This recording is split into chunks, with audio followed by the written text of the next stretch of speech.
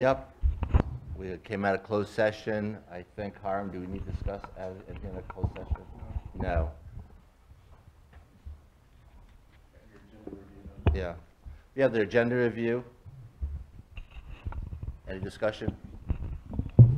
No, I don't have anything. Nothing more. Richard?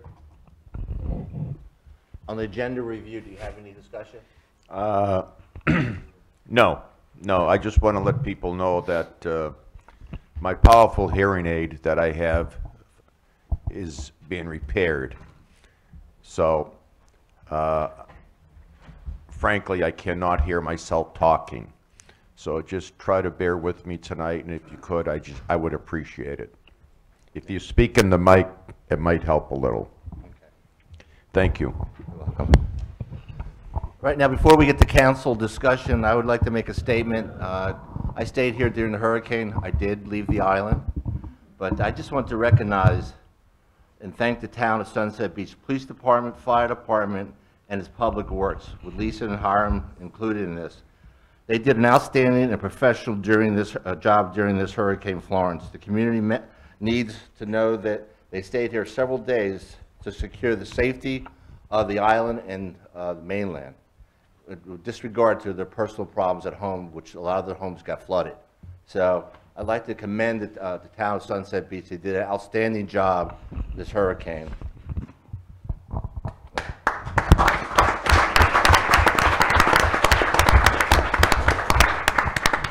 And on a personal note, I'd like to thank the town of Sunset Beach for their support while I was the interim mayor. It was my honor and privilege to work for the town of Sunset Beach. But I will stay on as mayor pro tem, and certainly we will swear in Dr. Greg Weiss. So any discussion on council discussion? I have two Okay. points. Go ahead. Is that on? 2 points I'd like to raise. First off, remind everybody that Saturday is Sunset at Sunset, major festival, and the weather forecast looks pretty good for it. And the second thing, just remind everybody that the Beach Patrol finished on Sunday. You know, they did a great job all summer, and but now it's up to us as the citizens to make sure we pick up the trash, pick up after our dogs, keep our dogs on leashes, get the bottles off the beach and all that kind of stuff. So it's the rest of the year is our time to patrol and keep the beach clean. Again, thanks to Beach Patrol for a great job they did this summer. I'd just like to make one more comment. Everybody walks on the beach. You know, it's very important if everybody could just pick up a couple things. The beach is dirty. It's just something naturally happens after a hurricane. So if everybody could take an extra bag, just pick up a couple items, it makes a world of difference. I'd really appreciate that. Thank you. I'd like to call the order to Pledge of Allegiance, please.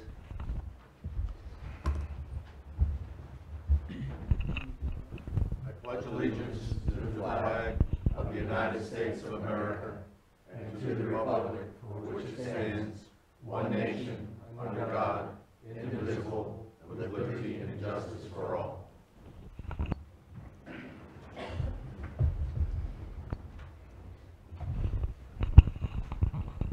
Mr. Weiss, could you please come up here and get the oath of office for Mayor of Sunset Beach, please?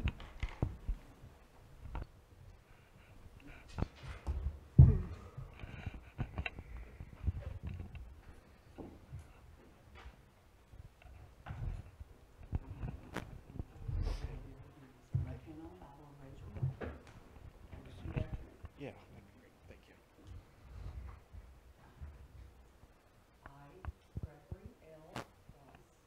I, Gregory L. Weiss, Do solemnly swear or affirm do solemnly swear or affirm that I will support and maintain the Constitution and laws of the United States and the Constitution and laws of North Carolina, and the Constitution and laws of North Carolina, not inconsistent therewith, and that I will faithfully discharge and that I will faithfully discharge the duties of my office as mayor for the town of Sunset Beach, for the town of Sunset Beach, Brunswick County, North Carolina, Brunswick County, North Carolina, so help me God. So help me God. Very good.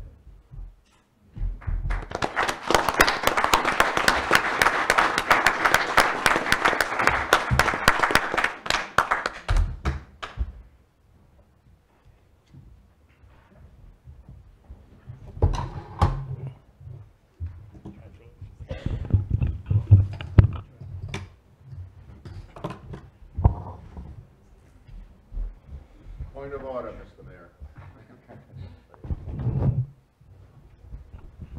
Whoops. I didn't get in that tricky chair. I believe you're the one who rolled that there. Well, I like to do one thing. Greg, this is yours now. There's a timer over there and your mic is off.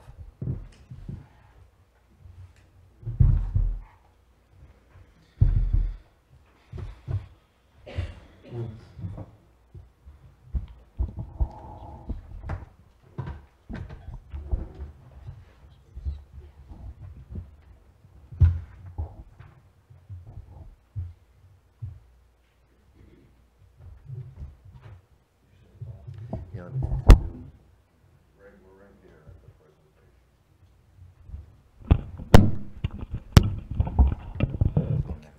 Thank you. Thank you and good evening, everyone. You have to speak closely into it. Yeah, you gotta get really close. Okay. That was too loud. Again. How's that? Better? Yep. A little bit, yeah. I would like to take just a few minutes at the start of the meeting tonight to say a few quick thank yous. Thank you to the members of council for, shall we say, your very thoroughly considered expression of confidence. I look forward to working with each of you individually and as a group. I should note that I've already met individually with 4 of the council members, with Hiram and Lisa, with a group of Brunswick County mayors, and with FEMA representatives in extended conversations. All have been very helpful to me in making this transition, and I thank you all. Secondly, thank you to my 2 predecessors, both of whom are here tonight. To former Mayor Robert Forrester for your service to Sunset Beach, and more recently to Mark Benton for your willingness to fulfill mayoral responsibilities for these past months while continuing to serve as a council member. While these responsibilities sometimes overlap, they are often 2 separate responsibilities and consequently a huge task. The community, the council, and I thank you. An additional shout out following on Mark's comments to all of our staff in Town Hall, our police officers, our fire officers, our public works and stormwater staff, for all that you did to secure the safety of our community during Hurricane Florence. Thank you also to all of you in the community who have been supportive of me throughout this process. Your words and your support have meant a lot to me.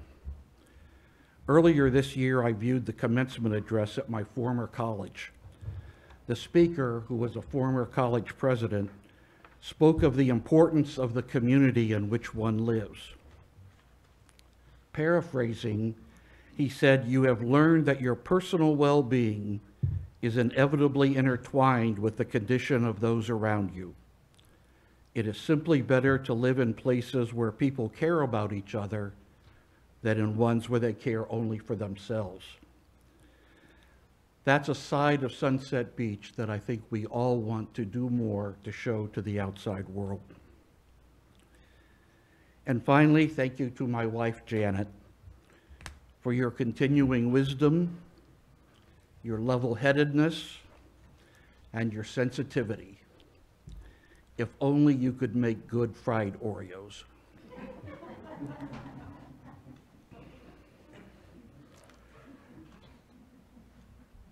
And I would like also to say a few words in getting started tonight. Since people learned that I had applied to fill the unexpired portion of the mayor's term, I have been asked one question much more than any other. Tonight, for the benefit of those who have not yet asked, I would like to go ahead and answer it. The plain answer is no. I do not think that I need my head examined. On the other hand, this is only my first night, so please give me some time.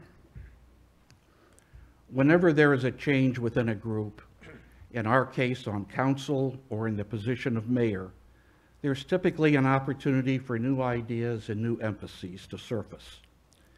In my application to fill the unexpired term of mayor and in my public presentation, I identified 4 things that I said would be my focus as mayor in working with the council, town staff, and the community. I would like to very briefly restate how I see my focus. First, I would like to work with council on developing more professional and more productive town council meetings with renewed emphasis on civility among both council and community members. This will require us to make some changes. This is being said by a former college professor, a group that is not known for making changes easily. We used to tell this joke about ourselves. How many college professors does it take to change a light bulb? And the answer was, change? But working together, we can do this. And I hope to share with you some ideas along these lines within the next month. Secondly, I would like to work with council in enhancing communication within our community and increasing participation of community members in various ways and contributing to Sunset Beach. And I hope to share with you some ideas along these lines in the next month. Third, I will do my best in fulfilling the traditional mayoral responsibility of promoting positive relationships within our community and with other communities. This work has already begun, and I will report to you about it sometime soon. Fourth and finally, I would like to work with council and the community in developing some creative enhancements to our community and to assist in marketing Sunset Beach as a wonderful and interesting place to live and visit. This is sort of the fun part of what we do. There are so many ideas for us to consider together. When examined, some of them are likely to be real clunkers. But hopefully we can together implement some ideas that will make a contribution to Sunset Beach and make this a more enjoyable place to live and to visit. And those will be the things on which I focus. Thank you. All right, in beginning the meeting, I would like to ask the traditional question of council members. Does any member of the council have a conflict of interest or the appearance of a conflict of interest with regard to any item on the agenda? And if so, please state that at this time. No. No. No. No. No. Okay, thank you all very much. Tonight we have a presentation from Robert Neal from Moffett Nickel, giving us an update on shoreline management and pre-dredging. Bob?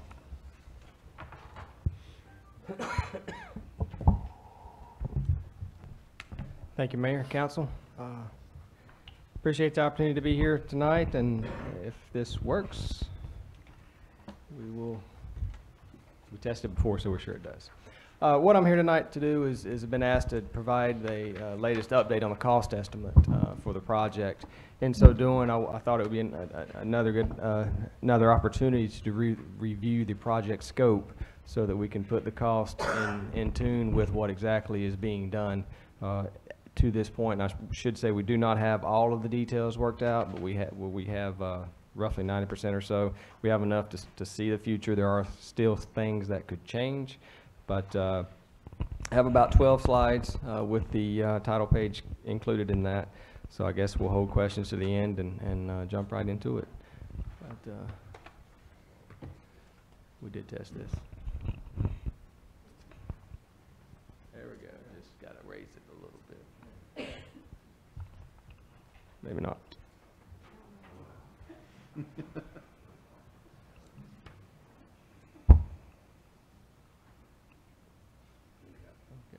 We skipped. Can we go back one? There we go. As far as the outline, just again, just want to talk a little bit about review the scope. We'll talk about the current permits. We'll talk about the scope of 2 projects. There is one navigation project, but 2 components of that project. The first, that the components are split up by permit. So there are 2 permits being submitted to complete the overall project. The first permit includes the dredging of Marys Creek and Turtles Creek. Those are primary nursery areas, pretty much close adjacent to the boat ramp and the Town of Sunset Beach Park, small navigation channels. The second permit includes the feeder canal, the Bay Area, and South Jinks Creek. The state has asked us to split those permits, to split those work areas into 2 permits based on their geographical locations and the different concerns that each would present. Turtles and Marys Creek has a permit already issued for those, so that would be very easy to follow that. The others have a permit. Feeder Canal has a permit, but not necessarily active, so they wanted to include that in what would be new permittable areas, being South Jinks Creek in the Bay Area. So review those scopes, the current permit status, and then talk about the reason we're here, and that's the revised cost estimate.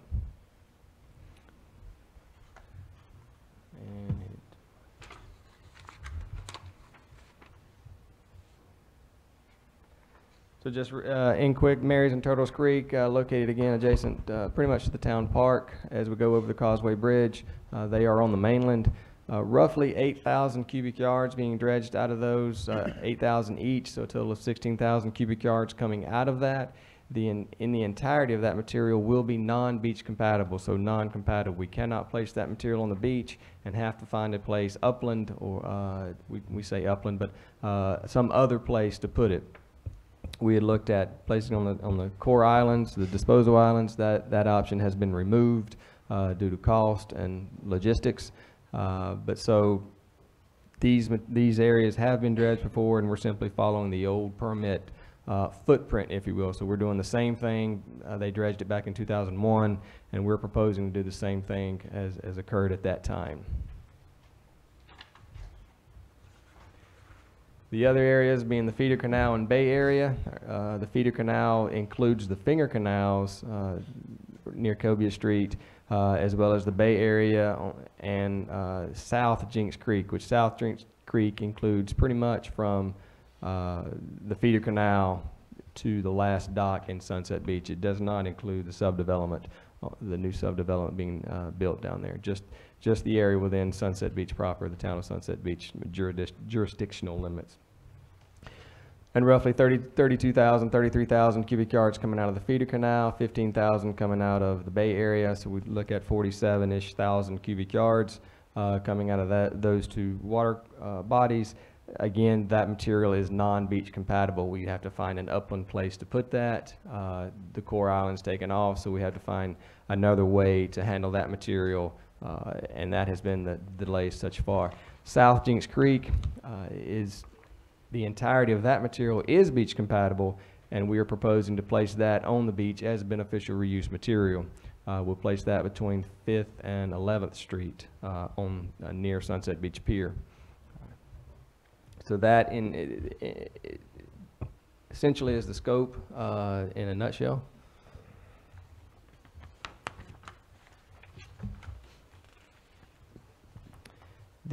For the feeder canal, let's see, for Marys and Turtles Creek, the dredge work will be done by clamshell or bucket to barge type operation. So it'll be some type of excavator. We'll dig down 1 bucket at a time, put it on a barge. Once that barge is full, the tugboat or some kind of push boat will push it to an offloading site, and then take that material by truck, another bucket or crane type, maybe a crane barge, will then take the material and put it in the back of a truck. If the material needs dewatering, they will have to stockpile it somewhere until it is truckable. As long as the material can be maintained within the truck and not leak out on the roadways, the material will be taken to an upland site for final placement. We are working now with the North Carolina Wildlife Resource Commission and hoping to use their boat ramp, the boat ramp parking lot, as a stockpile or dewatering location. The problem with that is it is asphalt, so it is impervious, but we are working with them and believe we can actually make this happen. At this point, they are encouraged, I am encouraged about their response to date. We don't have it worked out. We will be offloading the barges or the material barges at the in the boat ramp. We have a crane barge stationed there permanently. Some of the sheet pile wall will have to come down probably about 60 feet. Then that material, so the trucks would back down the ramp. The material, as the dredge material comes to the ramp on the barge, the crane barge would scoop up the material off the crane, off the working barge, and then transfer it to the back of a dump truck. Again, if it can be trucked directly to the upland site, it will go directly. If not, it will be stockpiled in the parking lot and grassy area surrounding the parking lot. Conditions of this would be the boat ramp needs to stay open for use, for public use. We working to secure, we can keep the boat ramp open. The problem was the additional parking. We have to provide parking for that public use, and that is what we're trying to identify at this point, is some other site, some nearby off-site parking for the public during the construction time frame, which we expect to be for this December through March, December through January, really, about 2 months for Turtles and Mary Creek to be constructed. So we're working with that. We'll also have to have sediment and erosion control structures. We need to make sure our runoff is not cause damage or impacts outside of our work area. And we will need to restore any damage that occurs to the facility after construction. That will be the contractor's liability and will be included in his work order. With that, we'll also, so again, this talking about the Bay Area and feeder canal. This is a material as well that needs to go upland, the non-beach compatible material, roughly 47,000 cubic yards. We are proposing a similar type operation. We will bring that as the barges sit in the water and dig by bucket, one bucket at a time. As the work barges become full or containers become full, they will come to the end of Cobia Street to be offloaded. Again, there would be a crane barge there that would take the material by bucket off the barge and move it to the back of a pickup truck, a dump truck. If that material can be trucked directly, it will go directly to the upland site. If it needs to be dewatered, it would be transferred to the area here shown in blue and otherwise referred to as Majestic Oaks. That is roughly a little over an acre and a half of vacant land, and it would be stockpiled there until it is dewatered or dry enough to be put back in a truck and taken to its final spot. This, we have owner's confirmation that they are willing to consider the use of Majestic Oaks. We've been talking with the owner, and they have promised a letter for the purpose of securing a permit. They are okay with using this site.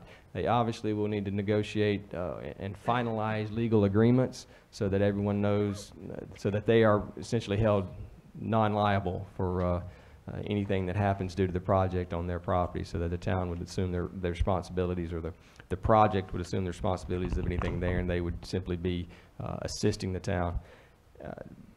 They did, and I will state, these properties are for sale. If the town decided to purchase these for future dredge disposal or for parklands or something like that, depending on the legal negotiations, that could be a consideration as we move forward. But I wanted to just throw that on the record. But this, we do believe, the owners have agreed for the purpose of permitting to use these sites. If there's any tipping fee or legalities, that'll be needed to work out as we move forward.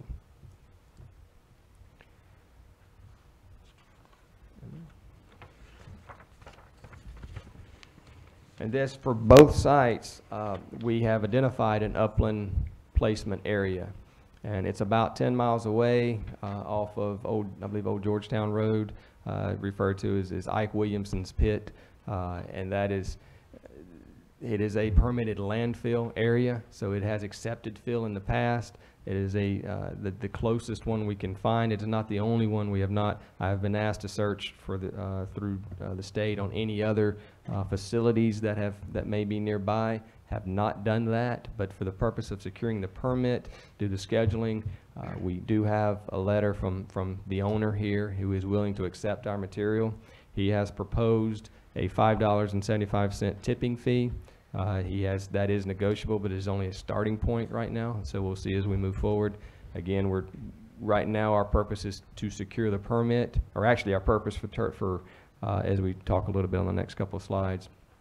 The purpose now for the feeder canal in Bay Area and South Jinks Creek is simply get the permit submitted, complete the components, get the permit submitted so we can move forward.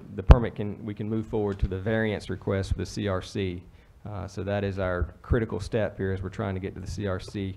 Some of the components can be adjusted, but we are pricing it out based on the information that we know now. So the overall scope for the Turtles and Marys Creek, the uncompatible material will go to, at this point, go to the pit, Ike Williamson's pit, as well as the feeder canal in Bay Area, that material as well. It's roughly, I think, 70,000 cubic yards. If everything is removed, would go to that area. And the 41,000 roughly compatible material out of South Jinks Creek would be placed hydraulically through simply a dredge with a long pipe on it. Would be placed on the beach directly, so there would be minimal disturbance as far as trucking and heavy equipment. It would be the dredge would be out in the water, the material would be pumped behind it through a pipeline, and then placed directly on the beach between 5th and 11th. So that brings us to the current permit status, and kind of related is Turtles and Marys Creek. The permit for that has been submitted. It was submitted back in February, but because of the decision of the Corps of Engineers to, with their new policy for the maintenance of their islands, in other words, they told us for their policy on how we can place material on their islands or not place material on their islands, the permit has been placed on applicant hold because we don't have a plan, a material management plan that is consistent with property ownership. In other words, we can't place the material there. We're not telling the state what we are doing. So they have put that on hold until we can get those final components. The feeder canal in Bay Area, that permit has not been submitted because up until this point, we did not have a material management plan. Now that we have that material management plan, we are securing the letter from Majestic Oaks, and at that point would be able to submit a complete permit application. Expect to do that, submit the permit for review a week from today, and then by the 15th of October have that full permit submittal to the state. Expect that the state will deny immediately that permit based on the Deepwater connection. We'll talk about that in a minute. But we do expect the feeder canal in Bay Area to be submitted incomplete, a complete permit application submitted by October 15th.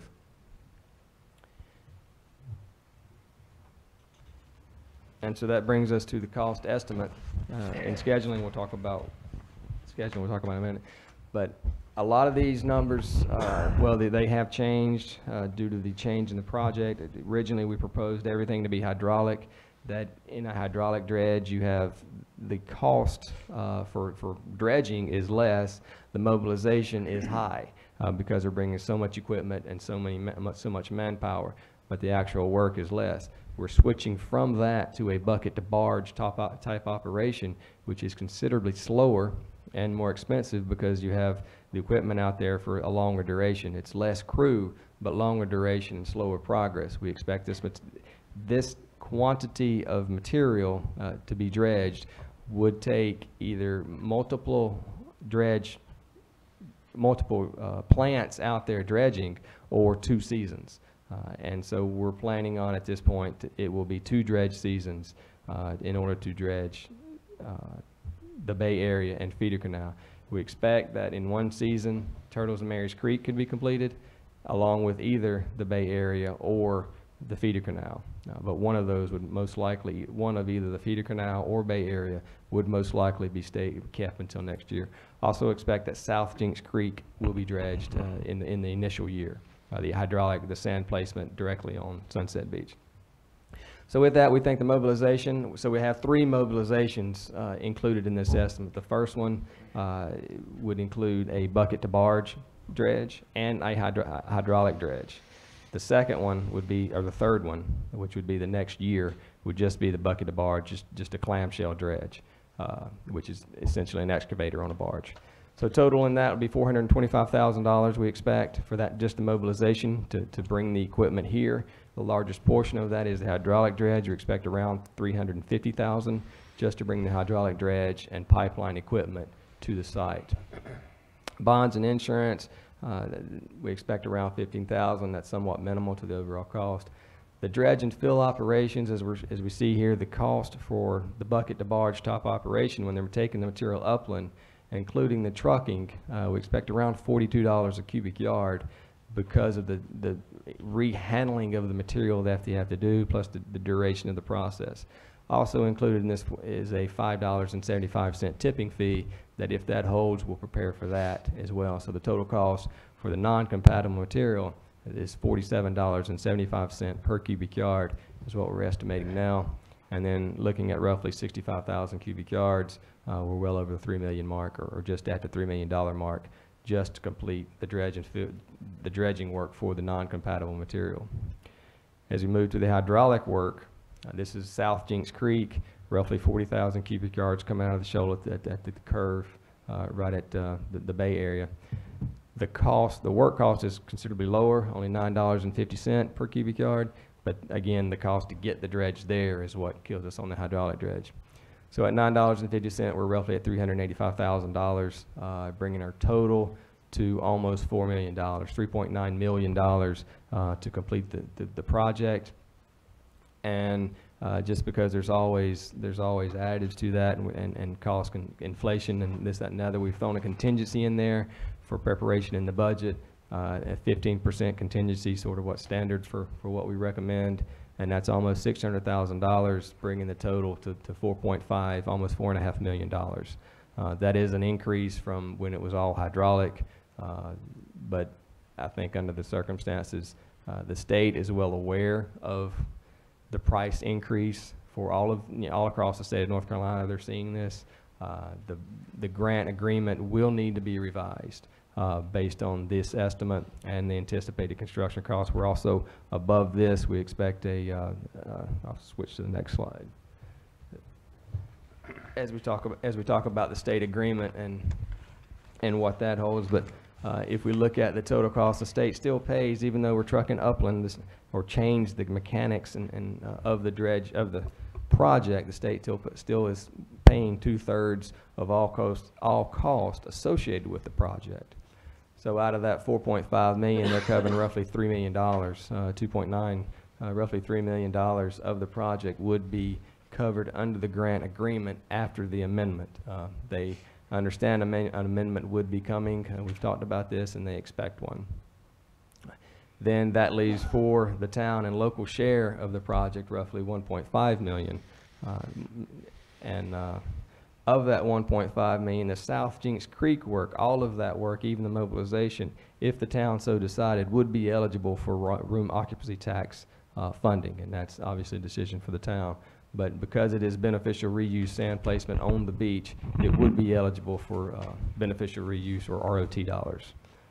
And with that, this estimate does not include, obviously there's always something else, it does not include the construction administration fees if the town decided to move in direction, and that would be Moffitt Nickel assisting through the dredge, administering the construction process, and almost watching the dredge and involving and evaluating if his work is permit compliant, and trying to be on site and handle any conditions or situations that arise that would need immediate attention to help the process move along. If there's any questions with the contract, includes making plans and specifications for the contract and bidding the contract out. And with that, go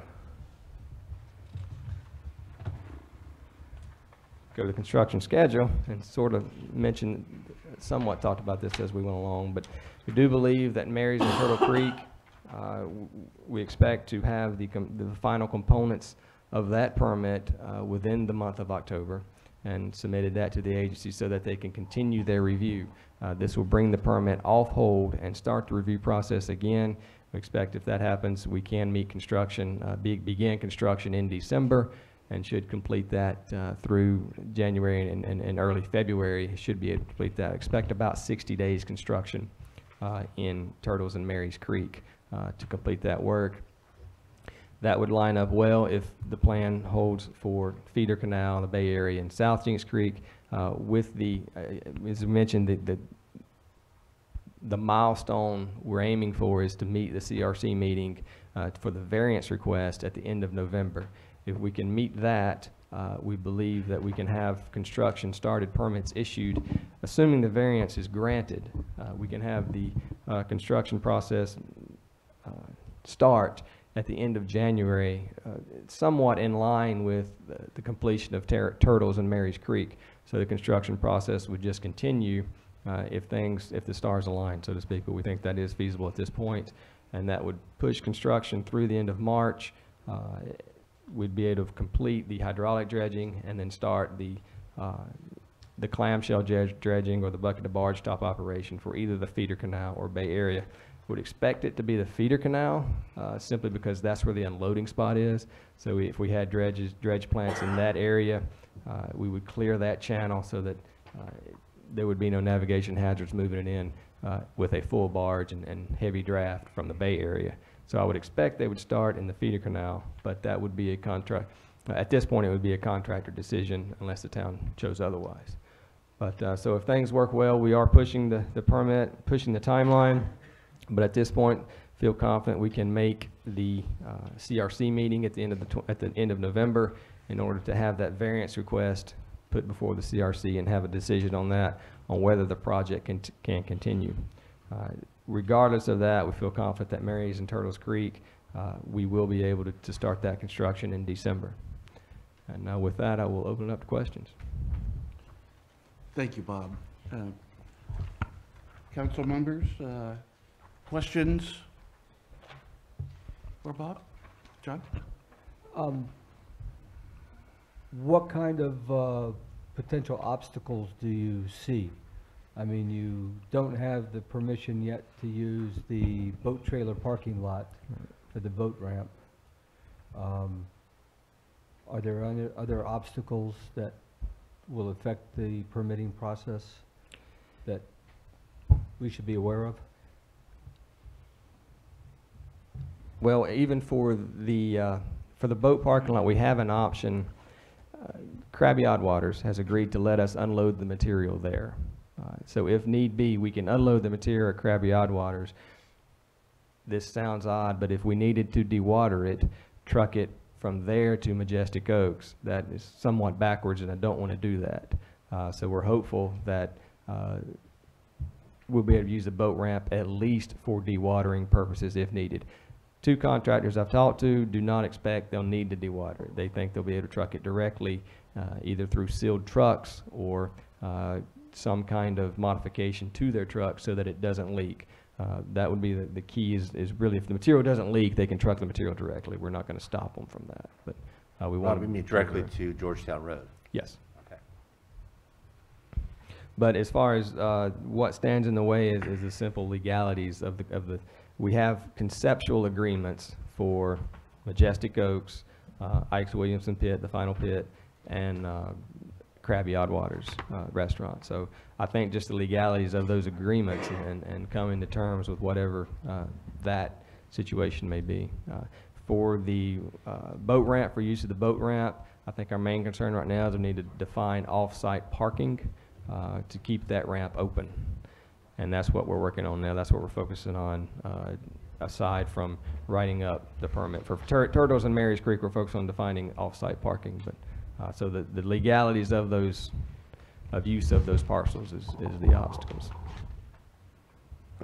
Bob, just a couple of quick questions. One on the revised cost and estimate and construction schedule. Are these estimates or cost all-inclusive? In other words, are the expenses that we paid to to do the studies for Jinks Creek, North Jinks Creek, I should say. Are they included in this? No. They are, this is simply the construction, the work, this is simply what we would be paying the contractor. Secondly, refresh my memory, I could be wrong. This, when you say the state share is now 2.9 million, or 2.9, was the grant 2.9, or was it, if I recall, I thought it was 2.7 million? Correct. This exceeds the state grant. We It will- does exceed the state grant. Does that mean that we have to go back and request additional Yes, grant money? yes, That's, and that is something that's on our to-do list, yes, or your to-do list? yes, Okay, yes. thank you. So real quick, Bob, just a quick estimate. Figuring there's 320 homes being affected by this, roughly. Divide that to that 1.4 million, you're looking at about $4,700 per household. Yes. Okay. Then that's gone up a little bit. And that would, is that, I used 320 homes. It could be 5 less or 5 more. When I divided that by 1.4 million, comes out roughly at $4,700 a household, yes, actually higher. And that could be assessed over several years, so it may not be literally a one-time payment of that much money, so don't even thinking they're gonna be paying almost $5,000 up front. It's, Like in the course of a few years, right? right, I mean, 6 is what I believe y'all were just talking about in the beginning of this, like every 6 years or something like that, Bob, or 5 years. refresh my memory. If there's a vacant lot, do they also pay? that's town decision. We took it, our original estimate does not include who pays. That's above my pay grade, so to speak. That's the town decision, how they assess the properties. Lisa, do we normally charge homeowners that are vacant lots? Right. So real quick, Majestic, where we're gonna dump that product, that's roughly how many lots there? Waterfront, I believe, is at least 4. At least 4, is that more than that? I think, on just waterfront, they're larger on the waterfront side than the Oh, they are. interior. And But I there's, might be I wrong. think there's like 1 or 2 that aren't really buildable. Well, the oak tree, it's not buildable. Well, I mean, this waterfront over there from Majestic Oak, the oak itself isn't waterfront. I have a question about the dewatering. Are the costs for the what preparation will have to be done for the dewatering? We would need to put up silt fencing and erosion control structures such as, it used to be hay bales. Now it's sort of wrapped straw or something. You don't have to maintain it on the site? I mean, how do you keep it from going into the water? Well, we don't stop the water coming through, we just stop the sediment. So it's through silt fencing. Silt fencing is all that's required, Mhm. no bulkheading. No, no. Bob, thinking first of all about the boat parking lot, is there any permanent or long-term harm or refurbishing that would be necessary of the parking lot if it was used?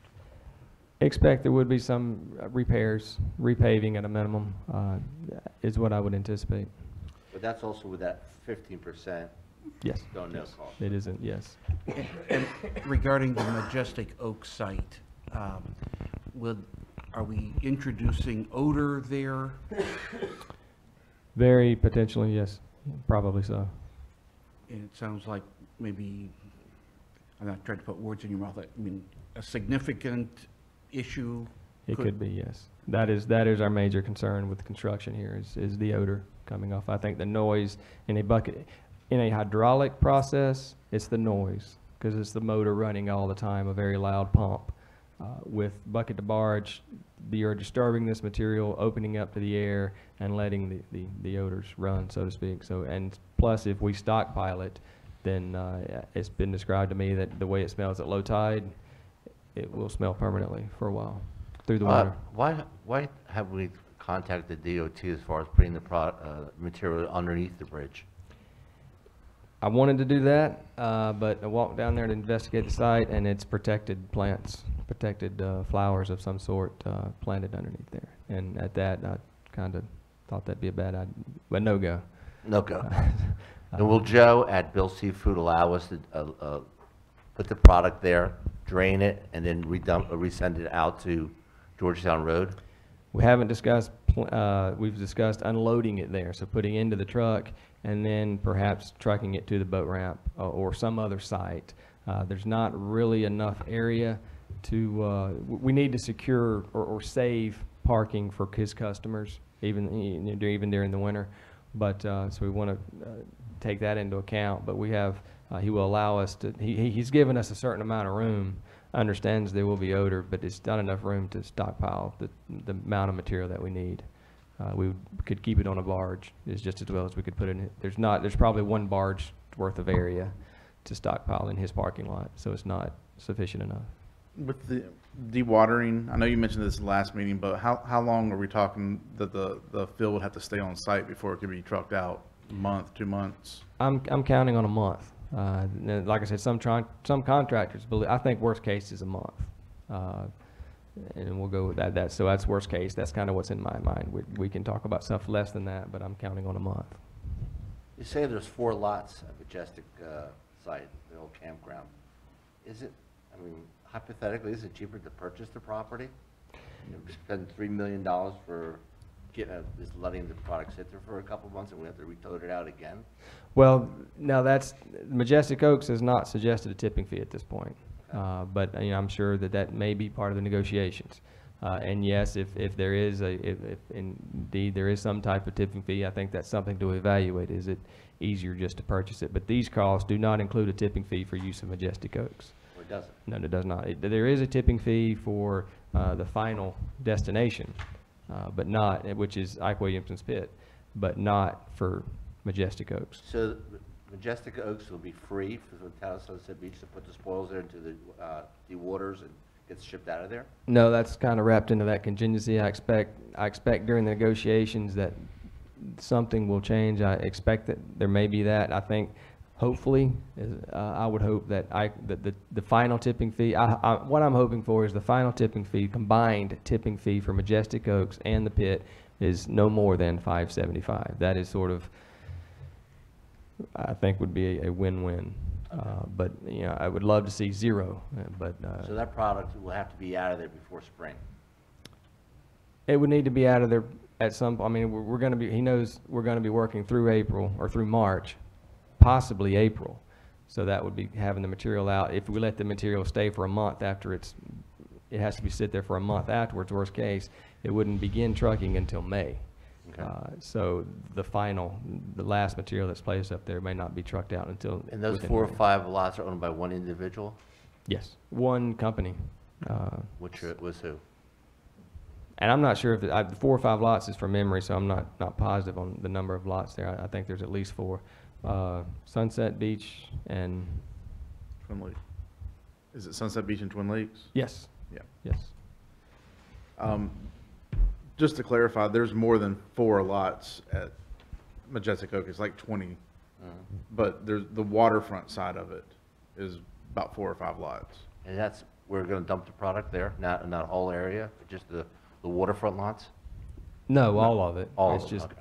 I was just, the 4 lots was to the assessment. Is my understanding was it would only be waterfront properties. That again is town decision, but. Has anyone talked to the owners of homes that are already there that will be backing up to? No, we have not. They will be notified, and we will plan to have that discussion. But at this point, we're just, if we can, our process is to get to the permit, to that variance request, and then modifying a permit for a change such as that would be minor, but I understand there will need to be a conversation with those property owners to let them understand what is about to happen. Thank you. So, Go ahead, John. so kind of summarizing, everything you've laid out today and proposed is primarily focused on getting us through the process to get permits. Yes. Once we get the permits then, we as a town are gonna have to address some of the harder decisions as to how much we're gonna pay, what we're gonna do about the land and the tipping, if we could try to buy the land or do some other alternatives there. But, so, once these permits get issued, the variance gets approved, supposedly, then we're in a position that we as a town will address the long list of other issues, such as getting the people around Majestic Oak to let us use that land, determining how many trucks can put whatever technical ceiling is so they can go straight to the dump site. It might be worth it to you know, reduce some of the cost and going to a dewatering site by picking up some of the cost of prepping the trucks to be able to handle the dredge materials without Yes. having to make that interim stop. Yeah, but those are all things that can happen after we do the permitting. Yes. And so, and so actually, there's no need for us to really worry about those other things until you get the permits and tell us what the issues are that we should be worrying about. So There's Lisa, no- do we have to make a motion to allow him to go forward with this? Or is this something he's gonna do on? No, you've already done We've that. done Right, that. okay. Maybe. Rich, did you have a comment or question? No, the only comment that I have, Mr. Mayor, I sent the council and you just a general suggestion that we begin to have dedicated meetings about dredging, because we have to establish policies, we need to know what the cost will be, and more importantly, we have to begin to develop a fact sheet for our impacted owners. So there's a number of processes that we're going to have to go through so that we all fully understand what we're doing, not only us, but also the impacted owners. And I anticipate we will address that later when we're talking about directives. Thank you. Hiram, I thought you started to, did you have a question or a comment? If I did, I've lost it. Okay. I have just a couple of other questions, and the first comes back to the odor issue. While the material is there, we would expect an odor. Once the material is removed, would we expect the odor to linger? And if so, are there any standard treatments to diminish the odor? No, once the material is removed, it should not be any remaining odor. It would, I mean, the material will be mixed in with the existing ground and essentially be gone. Okay, and then my other question is a timing question. If things proceed as you have described, we would expect the first stage, or first seasonal work to be done in March or April of 2019. When would you expect the second seasonal work to begin and end? November of 2019 and end March of 2020. Okay. One more question, Thank you. Bob. Why can't we do both projects at one time? Is there just a logistic problem or a cost factor? I would love to do that, and that we're trying to get, if this type of work, the contractors don't, there's not a large demand for it up until this point. With the changing in the core policy, that also may change.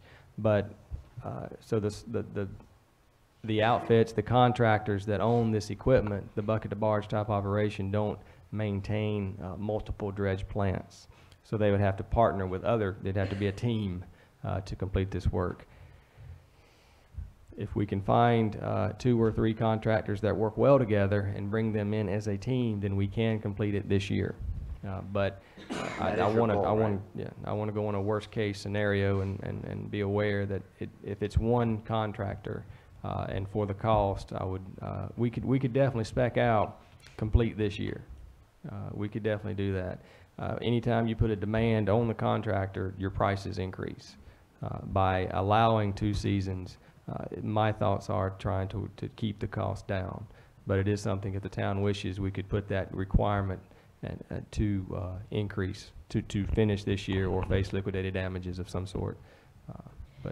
And the earliest we can begin is November? Earliest we can begin there's different areas.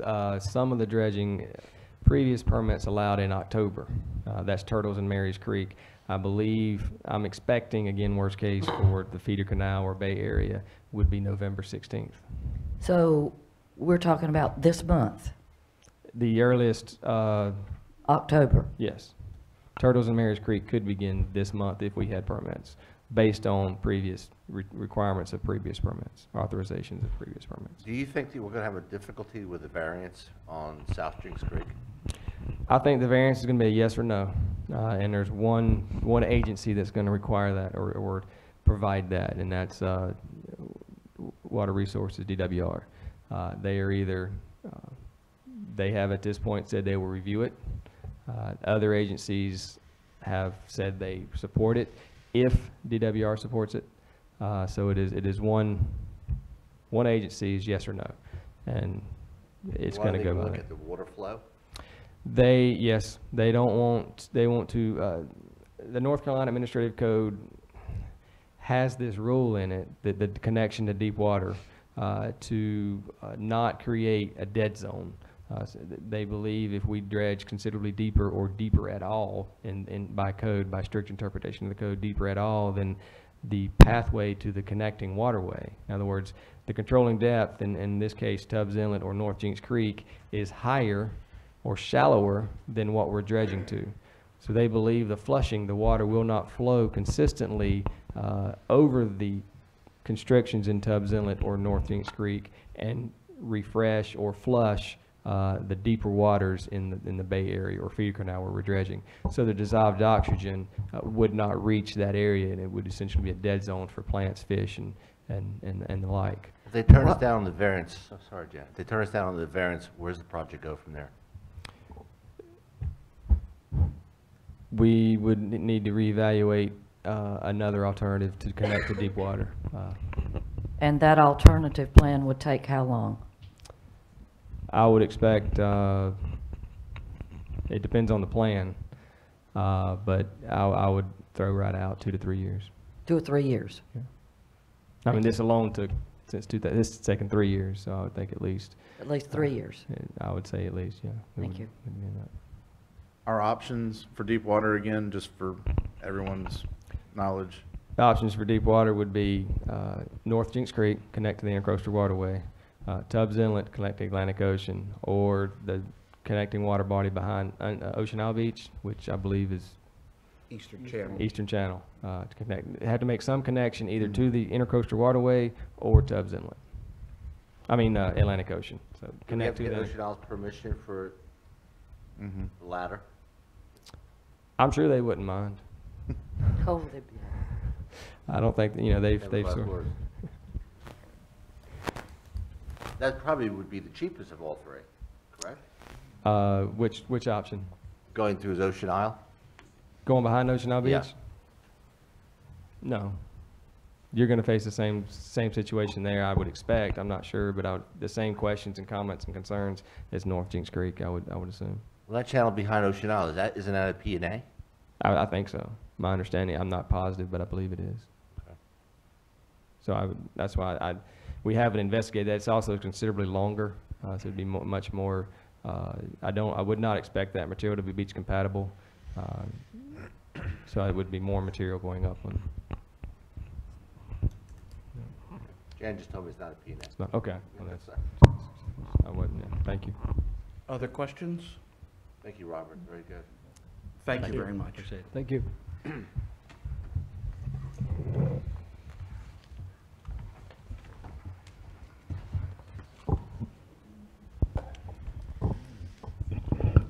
Council, you've all received the minutes of the September 4th regular meeting. Mr. Mayor, would like to file a motion to accept the meeting minutes for the September 4th meeting. Second. Okay, any discussion? No. Yes, yes. I'm a little confused on one of the, I'm sorry. One of the motions, it's not clear to, it says that, Page number, Jan, please. Your finger, I Jan. think it's on page 9, but let me read it and see.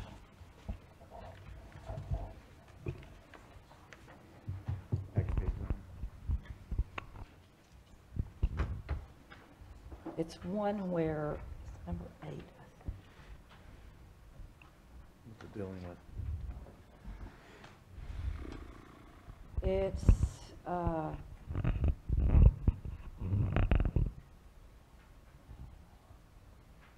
in the wording, it says, Mayor Pro Tem Benton called for a vote, Councilman Soretta and Councilwoman Harris voted yes, but, under the ayes, I know where your confusion it is. says the motion failed. There was an original motion. The motion in the box was related to the item itself. If you read the whole paragraph, Councilman Serrato made a motion to Right. contract, and that's what y'all voted yes to. The rest of them voted no. So then the final motion there for this agenda item is what gets in the result box. As Okay. far as it's a software issue. Okay, so you couldn't put it, There wouldn't be two motions for the same item. okay. All right. I was not understanding. Yeah, why. it's just because of the way the software is. Okay, all right. Thank you. Other discussion? No. Okay. Those in favor, please say aye. Aye. Aye. Opposed? Thank you. Time for our public comments section, and I wanted to say just a word for your benefit. We're going to deviate a little bit later in a way that we don't usually. Given what we have all just been through with Hurricane Florence, and given that we have departmental heads here with us tonight, if any of you have questions that you would like to pose to any member of our town staff, we'll take a few minutes to do that. And you may not have any, and we'll just continue, but if you do, we will make time for that. So these public comments, as usual, should be about anything on the agenda tonight. Any public comments? Yes.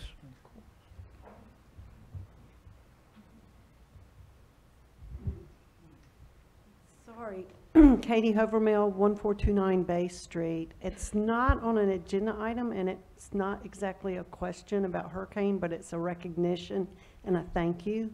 Please. So I am probably not alone as being one of the members or residents of the island that evacuated during the hurricane. And one of the things that was very comforting as I was very far away was reading the town updates, the notifications from the town. And it was always signed by Lisa Anglin. And I have a feeling that she spent a lot of time putting those messages together. But I thank the town, and I particularly thank Lisa for giving so many updates when I'm sure she had her own things to worry about, or the staff that helped do that. So very appreciative of that. Yeah, thank you for saying that.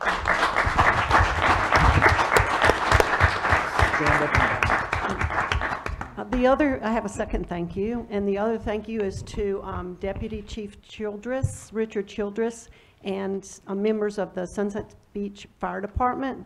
I'm one of the coordinators for the Bird Island Stewards Program, and one of the things that we do is look after or help put up the mailbox, the Kindred Spirit mailbox in the benches. And after Matthew, these were washed away, and we had a new bench put in and mailbox post, which most of you are aware that the mailbox post is the original post that was put up. And this time, in anticipation of a Category 5, we asked Deputy Chief Childress in the fire department if they would assist us in removing the mailbox, and they offered to store it in the firehouse. I don't know if that was, I didn't ask I asked permission, but, and they also assisted us in replacing the mailbox by transporting it to back to the location after the hurricane. We did make sure that they didn't have any other duties that would conflict with, and they made that clear to do it.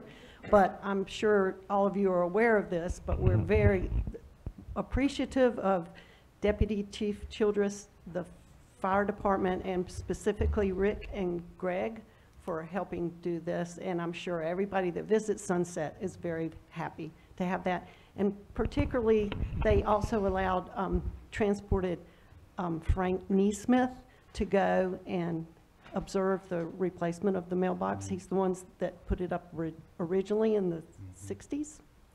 And he even said to Rick and Greg as they were driving out there that He did not think he would ever see the mailbox again. And he's 92 now, or 91. And so thank you very much for making a lot of people, especially Frank, happy. Yeah. Thank you, Katie.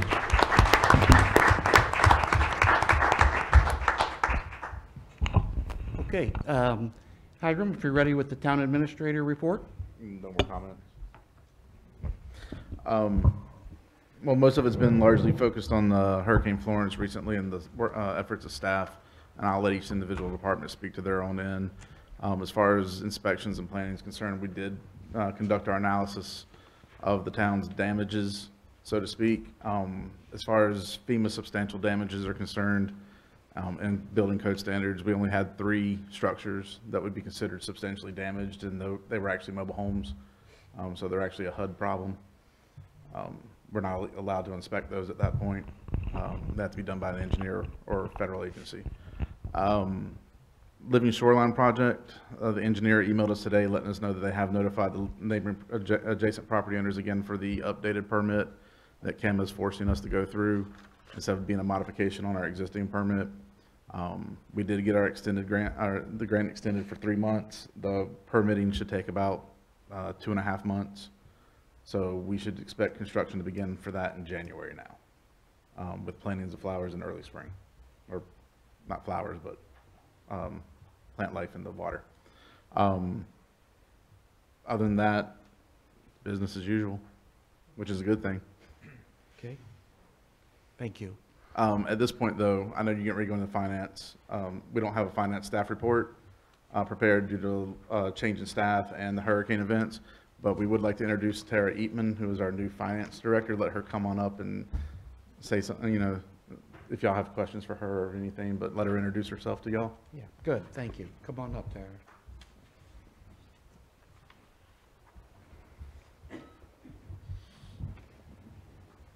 Hello. I'm really happy to be here. I guess I'll tell you a little bit about myself. I come from a small town outside of Raleigh.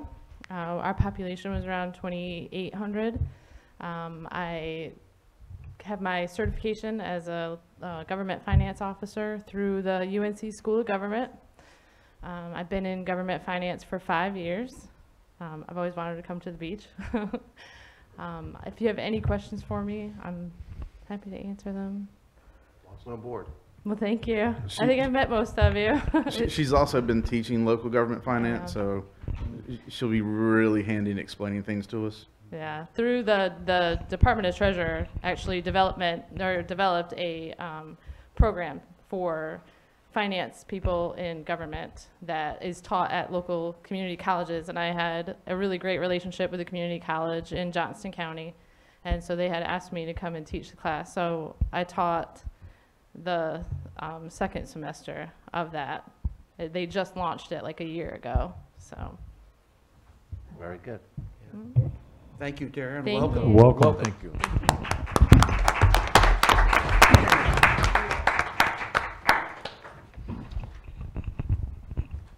And Hiram, do you want to continue with the? It's you. Okay. And let's see, Chief Claymore, for the police department report. Page 14 in the packet. Yes, and I'd be happy to answer any questions if anybody has any regarding the information contained in the packet.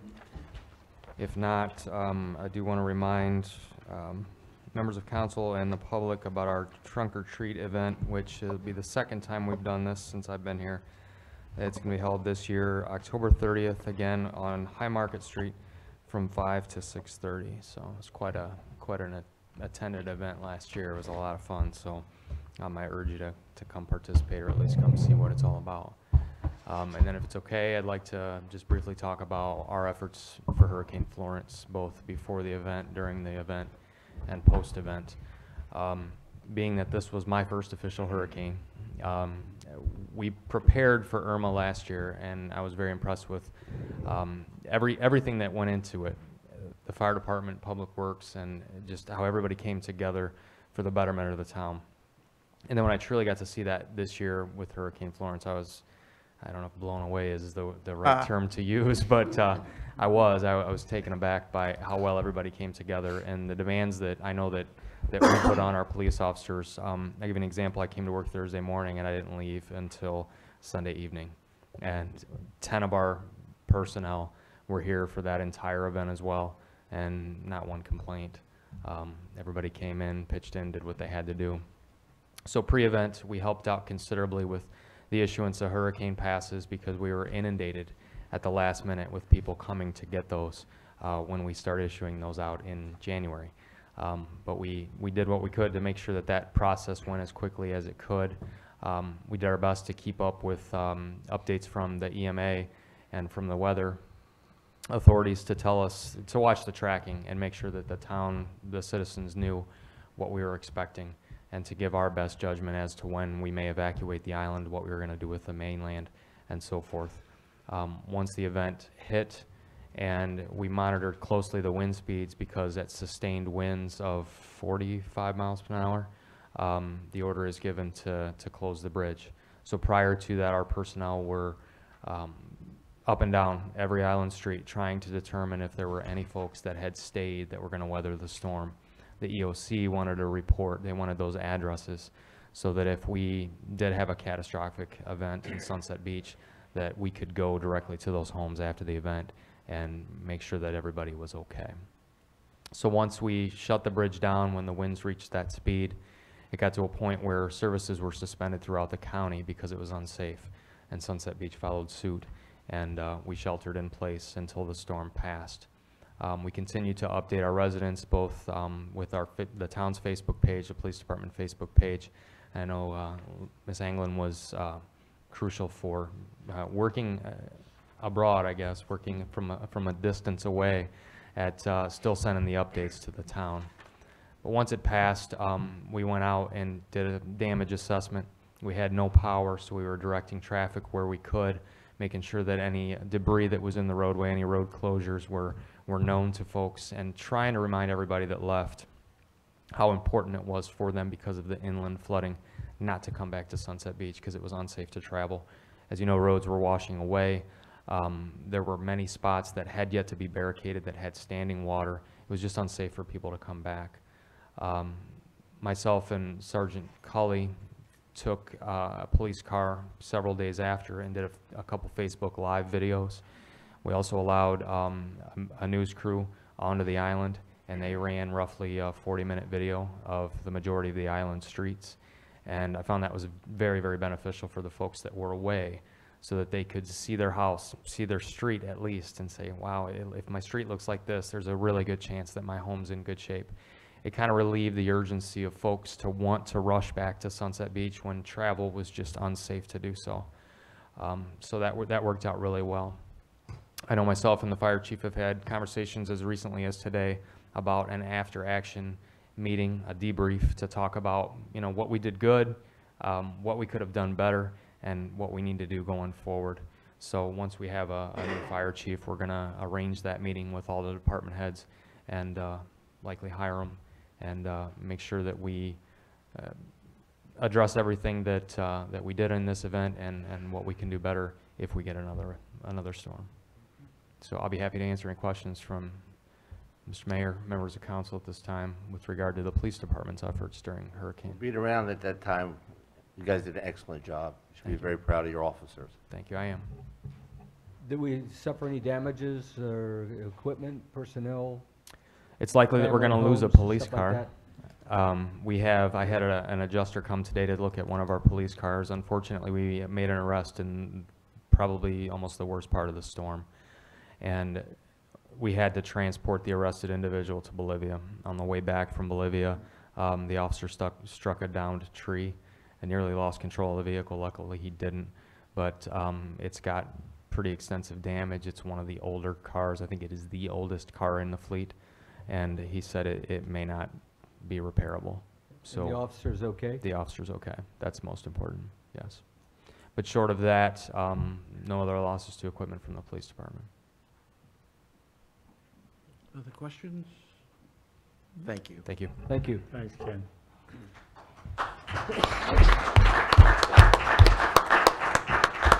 Deputy Chief Childress, starting on page 16 in the packet. Thank you. Does anyone have any questions about our, the monthly report, August monthly report? I'll jump into the hurricane prep, if you'd allow me. As Chief Claymore stated, him and I our departments worked very closely along with Public Works as well. Pre-storm, we were gassing up, fueling up, preparing chainsaws. We were preparing for the worst. You know, we were very lucky on this storm. It was supposed to be a lot worse than it was. So very thankful on that. I'd like to give a special thanks to Miss Lisa and the whole Anglin family for the meals. They prepared our dinner meals for us. Excellent. Thank you so much. And throughout the storm, her and I spoke on the phone a lot with the updates, and she was wonderful. But along with all staff, fire department staff, police department staff, Public Works, our guys were and gals were here, you know, a lot. My days are so confusing right now. we spent too much time here, but they were away from their own families. Some of them couldn't get home, worried about family, worried about their homes, but they were here, they were dedicated. Thank you to everyone, it was excellent. But pre-storm, we were getting ready. Once the storm got here, like police chief said, once the winds got up to about 45, it was a little dangerous, so we came in. I believe it was Sunday night, the county EOC told us that, hey, the eye's coming through, you're gonna have about an hour and a half to go out and ride the streets. So we all left, the wind died down somewhat. We started driving the streets. We noted where the large blocks in the roadway were from the trees, things like that. So we scouted as many homes as we could in that short amount of time, got a game plan up for the post-storm. So we went out, we started doing damage assessments, crews started cutting the roadway, they were assistant Public Works removing trees. They did an excellent job. Once all the roadways were opened up, we started doing damage assessment of homes. So that was inside the town limits. So we had one list from inside, another list from outside the town limits. So they did an excellent job doing that. In the storm, I'm sure some of you have the report. Post-storm, we housed an engine from Charlotte. So Brunswick County asked engine crews to come down and help with the Waccamaw River and the Calabash area, the Caw Creek. They were letting us know the whole time, hey, the flooding's coming. So it started getting nice outside, but the water was rising down there. So they wanted extra fire staff support in the south end of Brunswick County. So instead of letting those guys sleep on cots somewhere in a non-air conditioned building, we offered up Station 2. So we also had a battalion chief from Charlotte. We housed him at Station 1 so they could get a decent bed and decent food. So they came down, helped out with that, the whole south end, did an excellent job. Last Friday, a week ago actually, we had a structure fire on Botuck Road. Those guys were the second engine in. They really helped out. Actually assisted a lady get out of the residence, and actually two people inside the residence that helped her get out. So thank you to Charlotte for sending those guys down. But other than that, on that same Wednesday, Thursday, we sent, Wednesday it was one boat crew we sent down to the Calabash area. They helped with evacuations. Thursday we sent 2 boat crews down there to help with evacuations, and they were part of the Brunswick County Sheriff's task force team down there helping out with that. So that's all I've got. Great. Any other Richard, questions? great job. Thank you. Thank you, Rick. Thank you.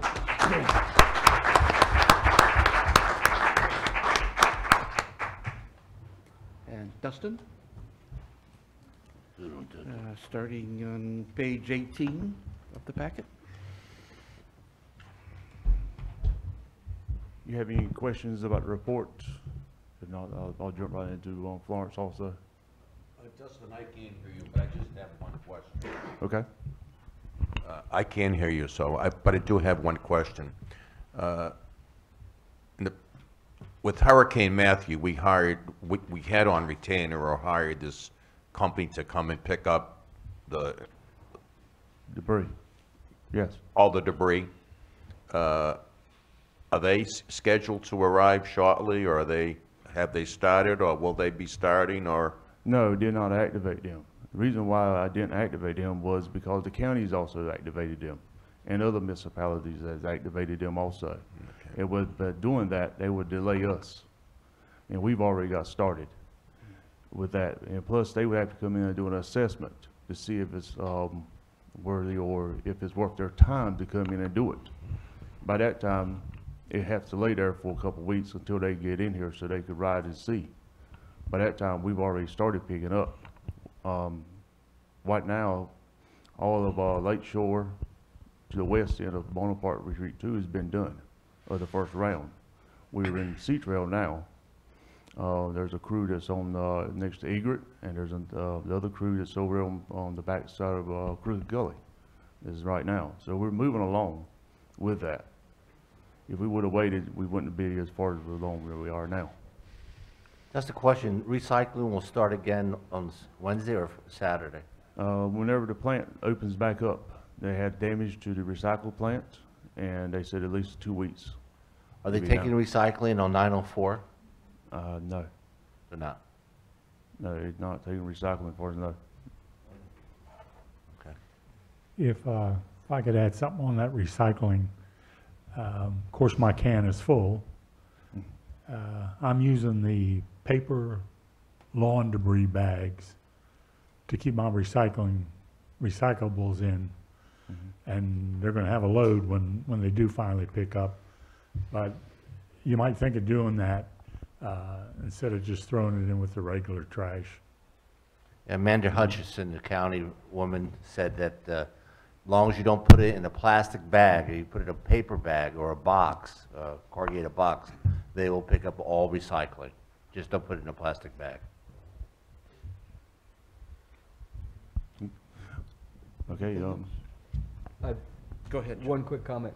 One of our nonprofits is Sunset Vision. Yes. And DPW was critical in taking the turtle that was out there by the gazebo and Right. picking it up and removing it, put it in a safe storage back in your facility, and looking forward to helping you put it back out again. So tomorrow tomorrow, in the morning, 7 o'clock. 7 o'clock. I'll be by around 9 o'clock. Dustin, real quick, mosquito spraying. I know the county's going to start doing a fly-in spray tomorrow, but are you still continuing your route? No, the county has asked me to stand down until they are done with the aerial spraying. So as long as they're doing the aerial spraying, we will be standing down. When does that start, Dustin? They were supposed to start today, but they updated and said tomorrow. They'll start tomorrow with it. And they've asked that everybody try to stay indoors when it's happening. It's going to be going from dusk to about 10:30 at night. Keep your pets inside as well. And originally, the county was not going to do spray in areas that do their own spraying. Is that not correct? Yeah, but they changed it now. They changed it to But simplify the process? And well, that's the driving spray when they That's drive right. around with their trucks. The aerial spray, they're hitting the whole county. They're doing the whole thing with that. Yeah. Was that you the And- other day driving on the road spraying a couple No. nights ago? With me, one of my guys. One of you guys? One of my staff members. And they're going to start with the islands first, That's what I've seen. right? Aerial spraying. Yes. Thank you, Dustin. Okay. Nice Thanks, job. Dustin. Thank you. Good job.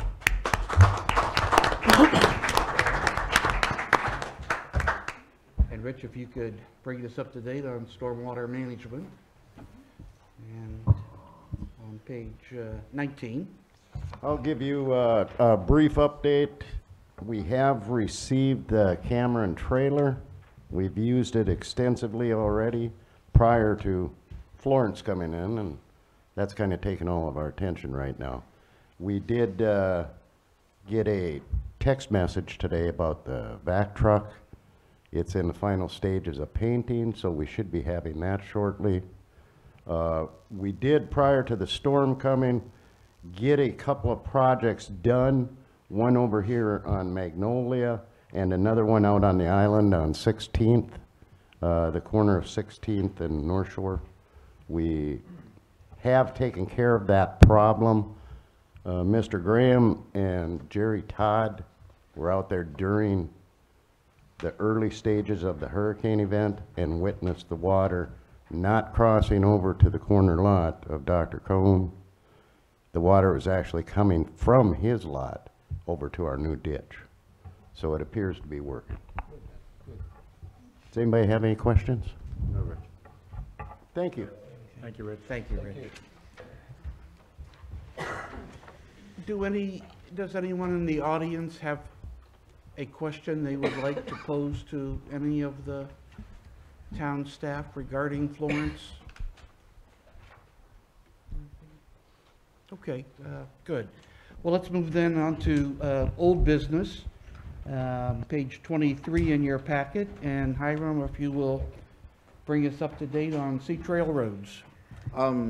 Yes, sir. We brought this up before y'all at the last meeting, and these are the roads Sea Trail would like to dedicate over the town. Dustin has a report on them from the engineers doing about the core samples and everything.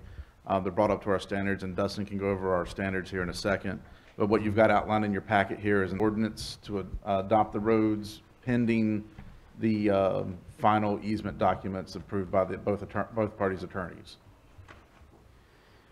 And I'll let Dustin take care of if you have questions about the standards. Two roads, will, real quick, we do mention the stormwater needs of the roads. We will not be handling the stormwater of the roads where there's already existing state stormwater permit.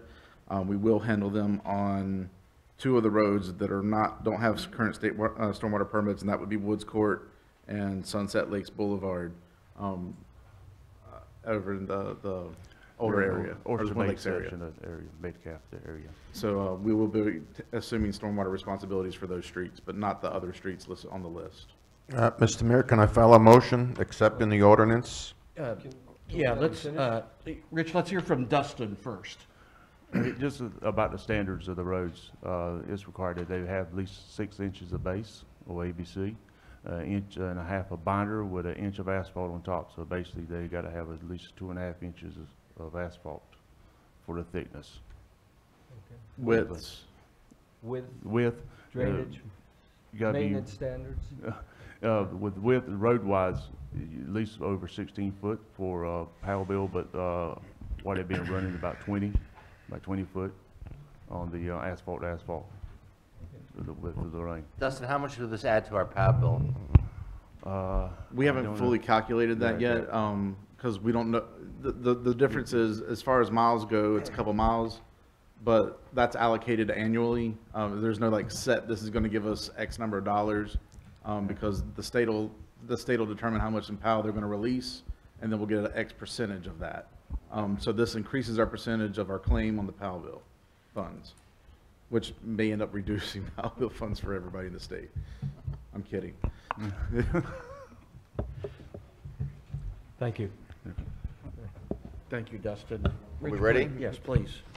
Mr. Mayor, I'd like to file a motion accepting the ordinance for acceptance of roads requested by the Sea Trail Masters Association dated October 1st, 2018.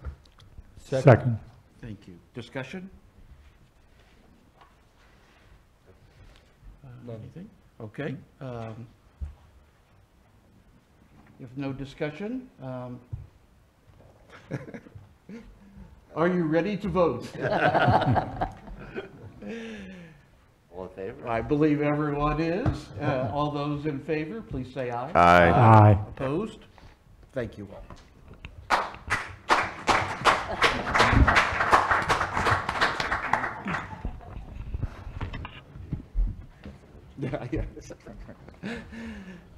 And second, under old business, we're going to turn back to Hiram again about GSATS funding. This is the direct attributable projects grant funding. At the last meeting, we discussed moving forward with a grant project for the possibility of construction of turn lanes over on Old Georgetown Road. A copy of that grant proposal is in your packet, but what they really need is a resolution of support from the council before we can apply. So I've given you a resolution. We didn't make a final decision that this is the route we wanted to go. So, but in preparation, if this is how we want to proceed, I've given you a resolution and the grant application. For information purposes, We'd said previously that roughly $150,000 per turn lane would be the rough cost. I've taken the grant up to $500,000 requested, which would be a $100,000 commitment from us, on the off chance that there'd be contingency, first of all, but also right-of-way acquisitions or whatever may be required for that. Some of the subdivisions, the DOT right-of-way and the property lines don't exactly mesh up, so there'd be some legal fees probably involved in that. So I've bumped it up to $500,000 for this total project cost. Now, this is the bare minimum that we can apply for. I mean, the bare minimum we can contribute, but our scoring will be lower. The more we're willing to contribute, the higher our scoring would go and the more likelihood we're funded.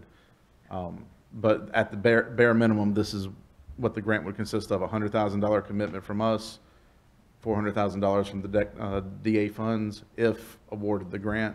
And as always, you can always turn down a grant that you did get awarded. So.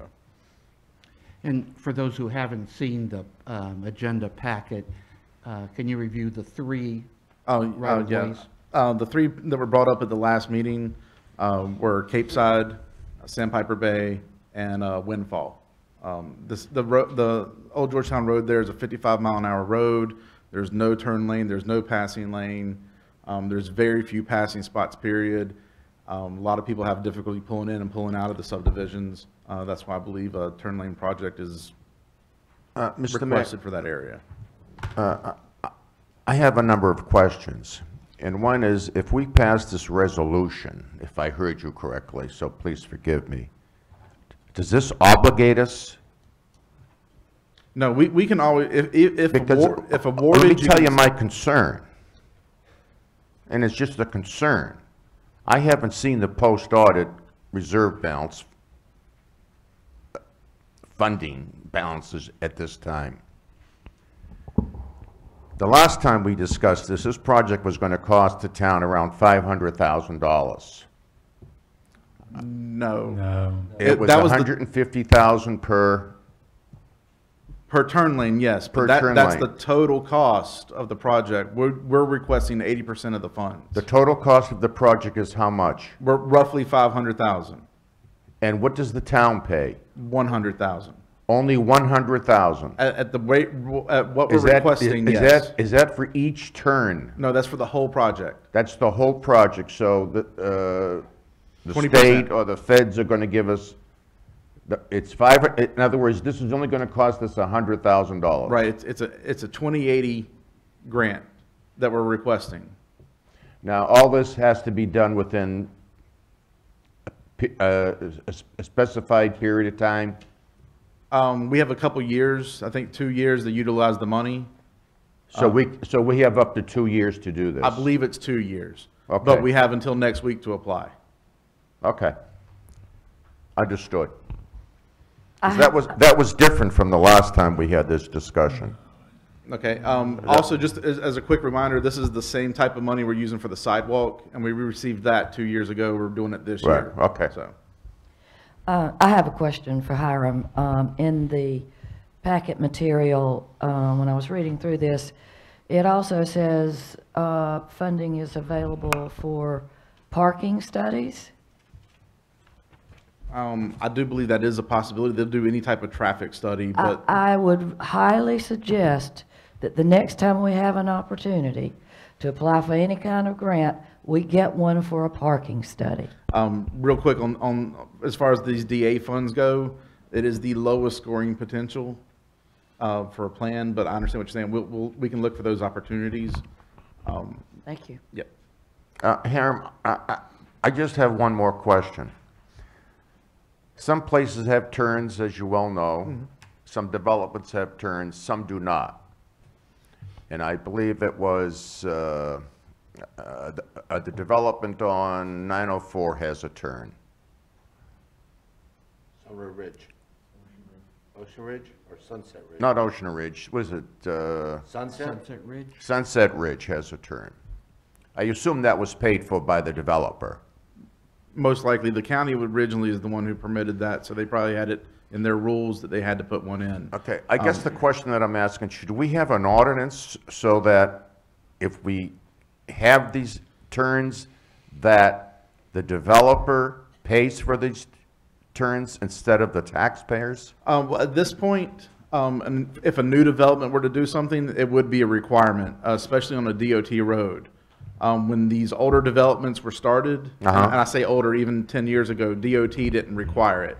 If they were done today, the developer would have to do it. Thank you. Other questions or discussion? Do we need a I motion? make a motion. Yeah, I need a motion for the resolution. I make a motion that we accept this resolution, that the Town Council of the Town of Sunset Beach, in support of the grant application to improve the listed intersections above. I second. And that the Town Council support a 20% match. I second that motion. Okay, any further discussion? Are you prepared to vote? All those in favor of the motion, please say aye. Aye. Opposed? Great, thank you, Hiram. Thank you. Moving on to new business in page 39, we need a motion from council to formally appoint Tara. Mr. Mayor, would like to file a motion to appoint Ms. Tara Eatman as the Finance Director and to authorize both Mr. Eatman and Mayor Weiss to the list of authorized signatures. Thank you. Is there a second? Second. Any discussion? No. If you are prepared to vote, all those in favor, please say aye. Aye. Opposed? Thank you. And moving to page 40 in the agenda packet, it indicates that the Sunset Beach Mayor is typically served as the town representative with the Cape Fear Council of Governments. And Mr. Mayor, yes. I would like to file a motion to appoint Mayor Weiss as the Cape Fear Council of Government representative for the town of Sunset Beach. Thank you for the motion. A second? Second. And discussion? If everyone's ready to vote, all those in favor, please say aye. Aye. Opposed? Okay, thank you. And moving to page 41, one member of our town's Firemen's Relief Fund Board term is expiring in January of 2019, and we need a motion to authorize our town clerk to request or to contact the member to determine interest in reappointment, to advertise the position during this month, and to schedule council interviews late in October or early November for appointment during the December 3rd, 2018 meeting. Mr. Mayor, I would like to file a motion requesting the town to contact the current member of the Firemen's Relief Fund and to advertise the position. Thank you. Is there a second? Second. Is there discussion? If we're ready to vote, all those in favor, please say aye. Aye. Opposed? Thank you. And at our last meeting, Hiram, we talked about Sunset Beach's policy for funding nonprofit organizations, and Hiram has some information to share with us regarding this. Well, if the council recalls during budget last spring, we had several discussions on how to fund some of these organizations and how much money to give them, and I made the recommendation to develop a nonprofit funding policy to present to y'all. That's what this is. This is just being given to y'all tonight for cursory review. This is a rough draft, just for y'all thoughts and feedback when we come back to a future meeting. I've also given this to our new finance officer for her review and comment. So this is just for y'all to take, muddle around with. But the general gist of the policy would be y'all would create a pool of money, and then they would apply to the town, and then that money would be doled out to an X number of, a cap, so to speak, or less, based on the applicability of the application to the program. And the majority of that application is that it must service the citizens or tourists to the town of Sunset Beach. Who should we give our thoughts to? You? Yeah, I'd be more than happy to take them, but like I said, we'll be bringing this back to the workshop meeting for y'all to discuss openly. I would like to make one point at this point in time for us to be thinking about. The proposal that you put together, and I agree that we need to do this, it's a good thing, but the proposal that you put together has first us allocating money, then taking applications on a first-come, first-served basis, and then dividing the money up. And I think the sequence is a little bit out of whack, because you give a 30-day period for us to allocate first-come, first-serve, and it sounds like we're going to collect all the applications for 30 days and then allocate them. My thoughts is that the sequence should be, one, once we set up the guidelines, we put out the word, and before our budget process, we have the agencies put in their applications for how much money they have. Then in our budget process, we look at and evaluate the total amount that they want, and whether it's reasonable, whether it fits our standards or not, and then make those appropriations at that point in time. And so it changes the sequencing, and it lets us know what the demand is out there, rather than us say we're going to put a pot of 20,000 out, or 30 or 40, whatever it happens to be, and then either exceed or not even come close to what the community is looking for. Right. And I understand what you're saying, but that's basically what we do now. And that caused the problem that we ran into last budget.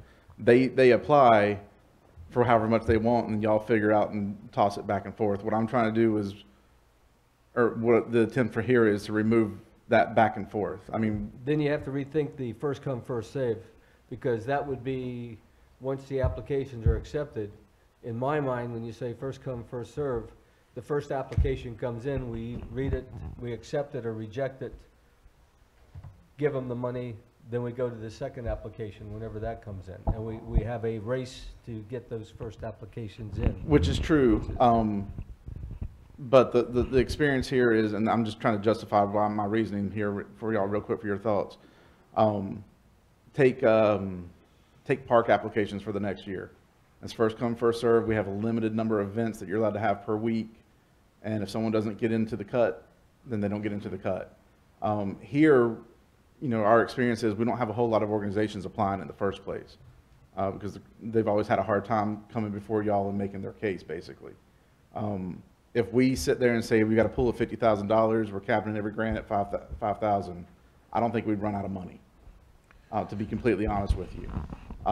But the purpose of taking the first come, first serve is they start here, but we don't start reviewing them until that first month, but we review them in the order of which we received, and we leave ourselves the option in this policy not to award their full amount. It's just to take that initial batch, and if 10 grants or 10 applications came in, 9 of them are worthy, and only 7 of them would fit our money, we could have the option to lower how much we're going to give them so that we can still fund all 9 that were worthy. But that's why that's built in that way. The other part of this policy that I don't know if y'all read or not is it's not really coming to council. We're going to ask council to set the pot, and it's going to be a staff reviewed analysis after that for the dole out. So y'all might want to look at that part. Yeah, I think that could be dangerous. Well, you think that could be dangerous, but again, like I said, the point of this is to stop the bickering back and forth on non-issues for funding nonprofits. To pretty much streamline the process. If they still have to come before y'all, there's really no reason to have this policy. I mean, we could just keep doing it the same way it's being done now. Hiram, I took your proposal just as a draft. Right. Yeah. A complete draft. And I have read it, but I am going to need time to respond to it. And I will respond to Lisa, and then she can send it to the other members of the council, because I do have some concerns. One is, first come, first serve sometimes is not always the best way for someone to apply for funds. And it's not fair. It should be based on need and impact to the community. And some are going to ask for more money than others. And we've already had that discussion briefly during the budget session. And one council member said that everyone should get at least the same amount. So there's a lot of things concerning this. My personal opinion and philosophy is I don't think the town should be giving money to nonprofits. Now, that may sound nasty or mean, but this is taxpayer money. If people want to give to nonprofits, they have a checkbook and they should write a check. Period. They should write a check. To say they come from the occupancy tax or some other funding, it's taxpayer money. And if I want to give to the BFA, I will write them a check. I will donate them goods, which I do. If I want to give money to the Old Bridge Society, which I do, then I will write a check. Because the Old Bridge Society doesn't apply for funds, and they do great things for this town. Because of Sunset Vision doesn't apply for funds, because they're well managed, and they do great things for their town. Because people donate. And I think that's where the responsibility lies. Whether it's $5,000 a year that I think last year we put, I could be wrong, about around 20,000? I forget. 13,000. $13,000. And we sit here and pick and choose who gets it. I just find that it just troubles me. And that's why this entire responsibility should be placed on the taxpayers. The people who go to the, not the Sunset at Sunset, but the concert series, they should donate to that. At one time, they had a lottery system, and it's gone. Well, I don't know where the money went.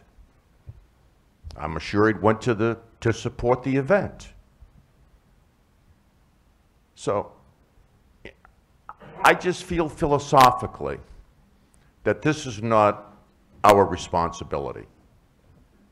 However, I will look at your draft and I will assume that the council is not going to support the fact that not to support these events or clubs. So I will take it upon myself to try to write something to ensure that it's at least fair. But honestly, I don't support it. Thank you, Richard. John? We've heard your position that you philosophically do not think that we as a council should be allocating money to a nonprofit. Philosophically, I think that is part of our government responsibility, and governments at all levels do make donations to charities on behalf of the people. And I'll leave it at that. It's clear we have to have more discussion on this policy and go with that. And we do still have on our platter left over from the end of last year a discussion of what we're going to do with the Sunset concerts if they decide to go into 2019. We were a $10,000 sponsor for the 2018 summer season, and I'm sure they will be looking for us if they decide to hold it to provide financial support to enable them to go forward next year. I would be interested in knowing what other towns do in this regard, especially the beach towns. I would like to know how they handle this situation. And I think that's not a hard thing to find out. It's very easy to find out. Yeah. You'll find out most towns do it themselves. Like the concert series, Sunset, like a Sunset, they do the concert series themselves. I think she means in general to nonprofits. I mean in general, I didn't mean And concerts. you'll find that most communities do give to some form or another of nonprofit organizations. But specifically our neighbors, I'm not sure. I can check. Okay. I would like to have that information. Hiram, I think you just answered my question of who was going to have the responsibility for checking, and you're willing to do that. Well, yeah, it would be our job. I mean, you're welcome to if you'd like to call around and ask. No, I'm not going to stop you. But I would exercise that right by thanking you for stepping forward there. I'm just going to make Lisa do it. Delegate. Are there other questions regarding? I just want to point out, when you, like I said before, when you're looking at this, this is a rough draft, but it is an attempt to stop what I felt was just unnecessary bickering during budget. Okay, thank you. Let's see, if, with council's permission, I would like to move through the disposition of directives item by item, just real quickly, but so that I get a sense of where we are with these. So we're on page 45, number 1, the facility land purchase from the Public Works Department. Charlie, do you think the October 16th meeting is appropriate for that? I'm prepared. Okay, good, thank you. And then the item on rescue rafts, buoys, and rings, John? I would have to ask, my intention is to ask Deputy Chief Childress to give us a review of the impact on their operations. If we did this about 2 or 3 years ago, the council had a discussion about putting equipment out on the beaches, and there were some issues with liabilities and things like that.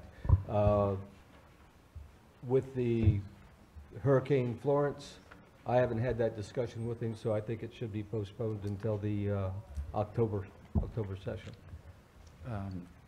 November? The November, I'm sorry, Okay. the 11/20 discussion section. Okay. This would be a discussion type of activity, not. Okay, good.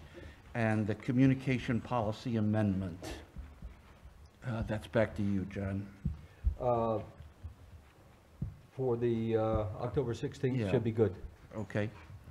And the workplace safety and security, let's see, Grady's not here. Well, yeah, he's given us his red line copy. I believe the council saw it at a meeting prior, so it still has his name next to it, but it's really for council's discussion. They've got my draft, they've got Grady's revision of said draft, and that's what they need to consider. I think the next meeting would be fine with that. And we should think of that in terms of a discussion. Yeah, discussion at the next meeting for possible, you know, I mean, Okay. it's just, y'all can adopt it or endorse it either way you want to do it. Okay. And discussion again of a Christmas employee bonus. Charlie, that's back to you. Yes, it seemed that we took so long to pass that and agree on it, that I'd like to see the employees, if we're going to give them a Christmas bonus, to have that to them before Christmas. Mm-hmm. So next meeting, we'd be Yes. ready to go? Okay. And citizen beach parking. Rich, that item is from you. I met with Harem this past week, and we have identified some areas where there could be, that we should explore for potential citizen beach parking. And that's somewhat delicate because it's a real estate matter, and I'm unclear, and I don't want to convey any information that would be too sensitive, but it's something that both Harem and I looked at, and so that's something that will need to be discussed at some point. And parts of that should be in closed session. I'm going to have Harem answer that. I think at this point, the discussion really needs to be had that should we proceed with looking at land for citizen beach parking, as however that's going to be developed, if this is an idea for all public, if this is an idea for citizens, what that is, get that hammered out.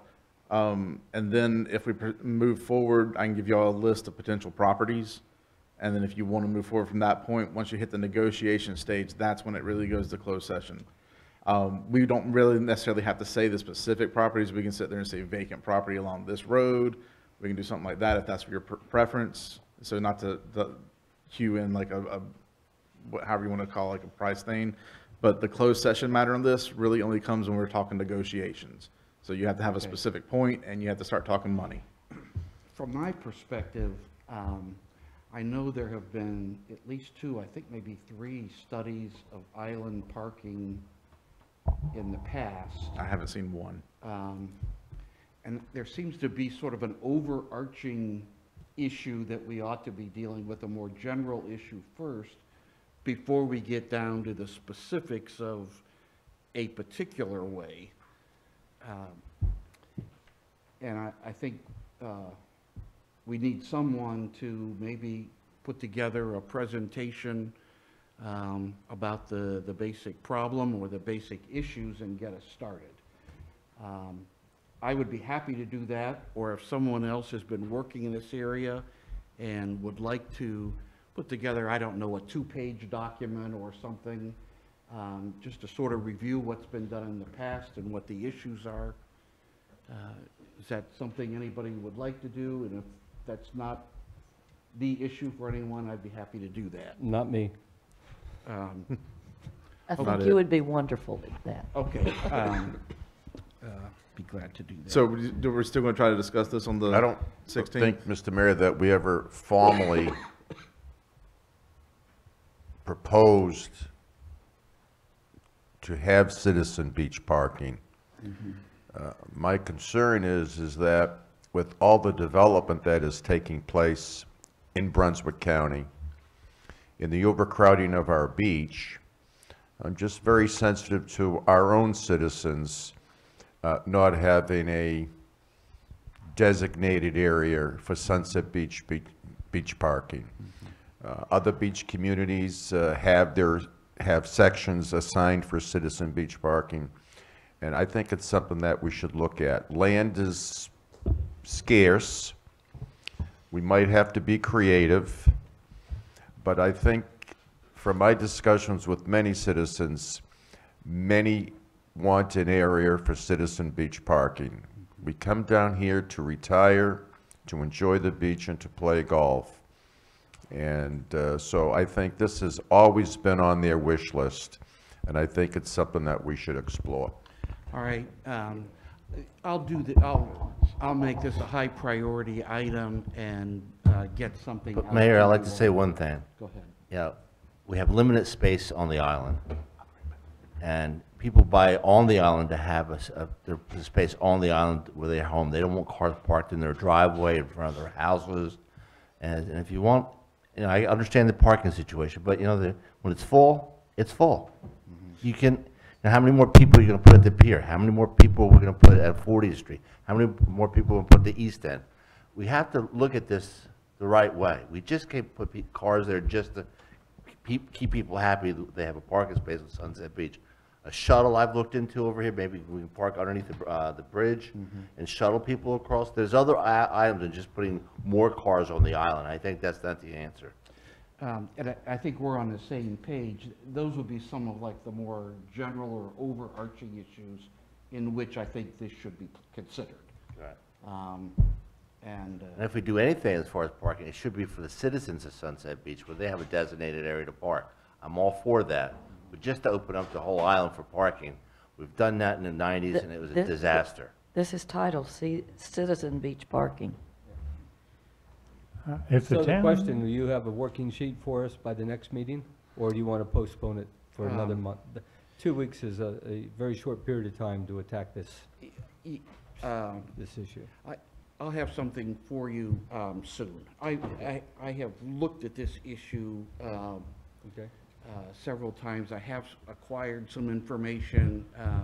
I haven't put together sort of this little report that I'm talking about, but I think I'd be ready to go by the next meeting. Go ahead, Charlie. To buy land on the island is going to be terribly expensive.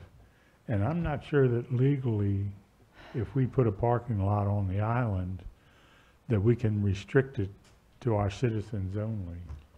Okay. And that's something maybe you need to check with Grady.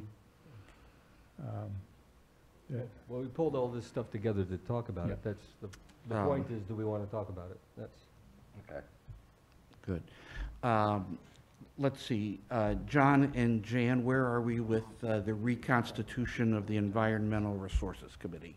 We need to have one more face-to-face meeting Okay. So I would say come back and do this for the November 20th discussion. Okay. I agree. May I also, since we're running out of the dated dispositions here, it should be on the dispositions list, but it's not. A number of months ago, I requested that a letter be sent out to the affected property owners for this dredging proposal that's going forward. That needs to happen now. We have all the information. We got the information tonight that we can send a letter out to let people know what's going to be happening in their backyards. And I think that needs to be done immediately. If I may, we don't have a problem drafting that letter. We can use most of Robert's stuff. The biggest question they're going to be asking, though, is how much do I have to pay?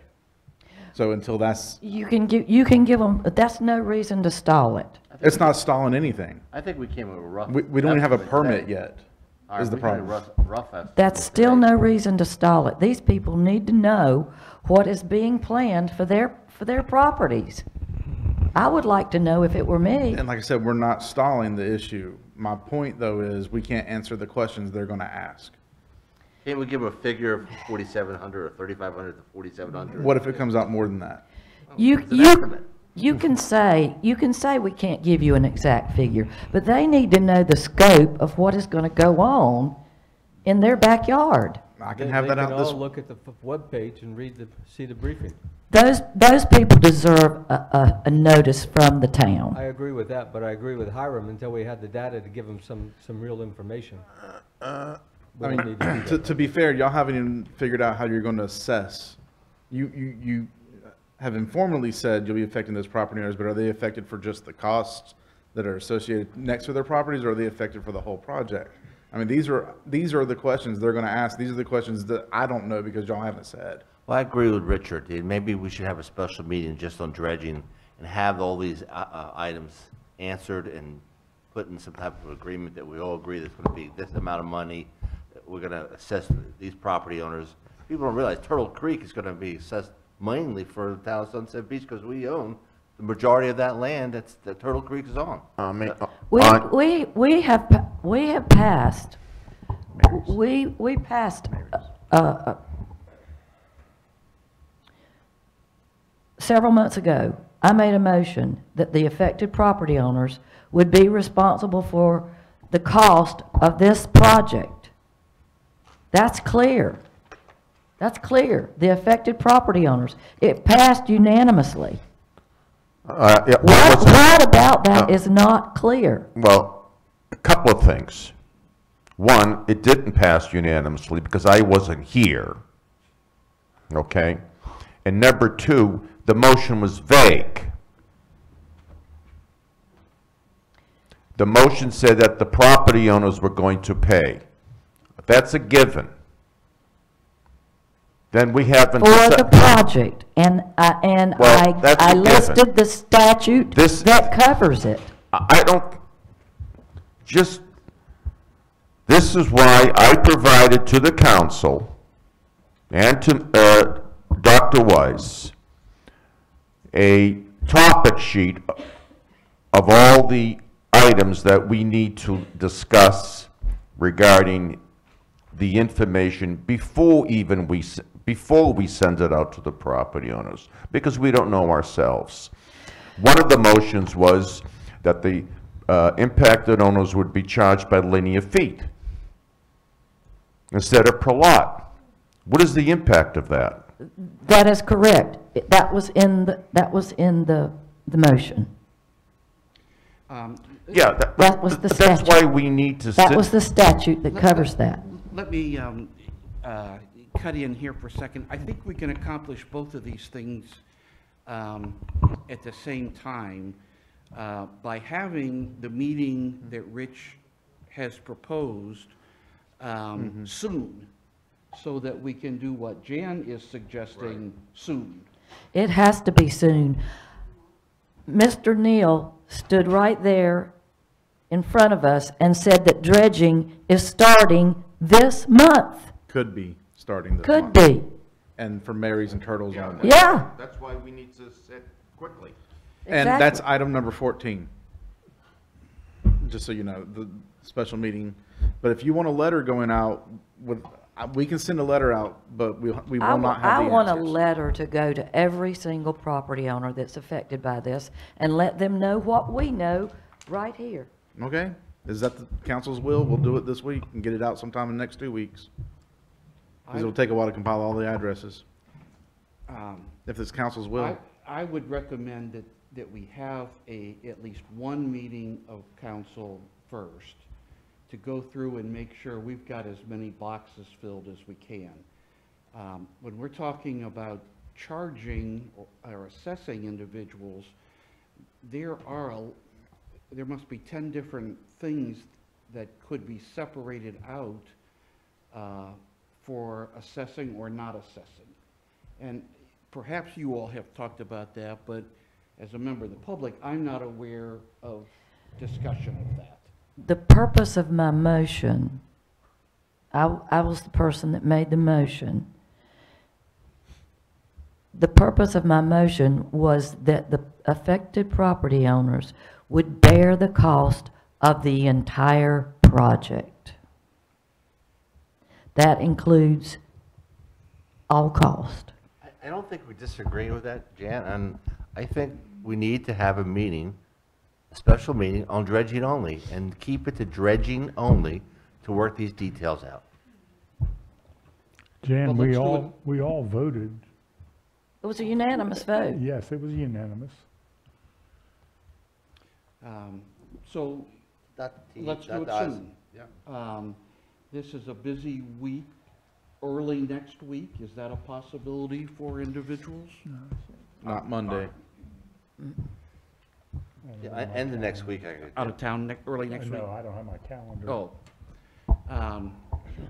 Well, how about if I send a couple of possibilities to Lisa tomorrow that you can send out to council, and we'll get a sense of when people, obviously, and Hiram, and you, and see if we can find one that works for everyone. But the intention will be to do this quickly so that we can follow up promptly. Is that Thank you. acceptable? Because you're already scheduled to have that. Right, right. A regular. That's only 15 days. I won't be able to make it, Before October 16th? not unless we do it this week. Well, listen, I'd like to let's put this on the October 16th meeting. 15 days. We have a meeting on Friday, we have sunset at sunset. I mean, there's a lot of things going on in town. We put another meeting together in between now and the 16th. I think we can accomplish this by the 16th. On that 16th, we'll have a discussion on the rules and regulations of dredging. Then I would recommend, if that's what y'all want to do, that you hold your regular meeting, then recess for lunch, and then hold the dredging meeting. Is that fine, Rich, with you? We'll have this October 16th meeting, and we'll have the October 16th meeting, and then we'll adjourn, and then reopen after lunch for the meeting on dredging. Same day. Same day. Nice idea. I've got a medical appointment Today's that the I've had first. for 3 months The only waiting thing for it that to I'm happen. suggesting is that you have all received my agenda request report. There's a lot of issues that need to be discussed and defined, including costs. Now, we have a new cost sheet here tonight, but it doesn't have the cost of what we paid on the expenses related to Jinks Creek. That's silent. We need to know the total cost of this project. What is a Jinks Creek, Rich? Jinks Creek, for your information, is not in this permit I understand application. that, but that costs the taxpayers something. But it will not, it's not in the permit application. It's not a cost factor. There's no Jinks Creek, North Jinks Creek cost factor in that estimate I understand that. because it's not part of the project. I understand that, but how much have we paid? For None. the cost of Jinks Creek being in the project initially. Nothing. The whole project has costed the town in design But North Jinks Creek, nothing's been done on it. No more than any other part of the project. It hasn't cost anything. I'm confused. We approved expenses related to Jinks Creek. No, you've approved expenses related to the whole project. And while Jinks Creek was part of that consideration, it's not going to come out of this. That cost was determining that you don't want to do anything with it and that it'd be difficult to do with. The money we spent towards that aspect of it is warranted and justified to pull it out of the project. So there has not been any studies done specifically? Not of specifically North to Jinks North Creek? Jinks Creek, other than the cost estimate that it'd be a lot of money to dredge. What And it was And then some prolonged. elevations. What about the oyster study? Well, yeah, the Yeah, oyster well, study, but yeah. that was at council's request. I mean, And I think that cost $90,000, $100,000? Did it? The oyster study was a requirement by the state. 30,000 to us, 60,000 to the state.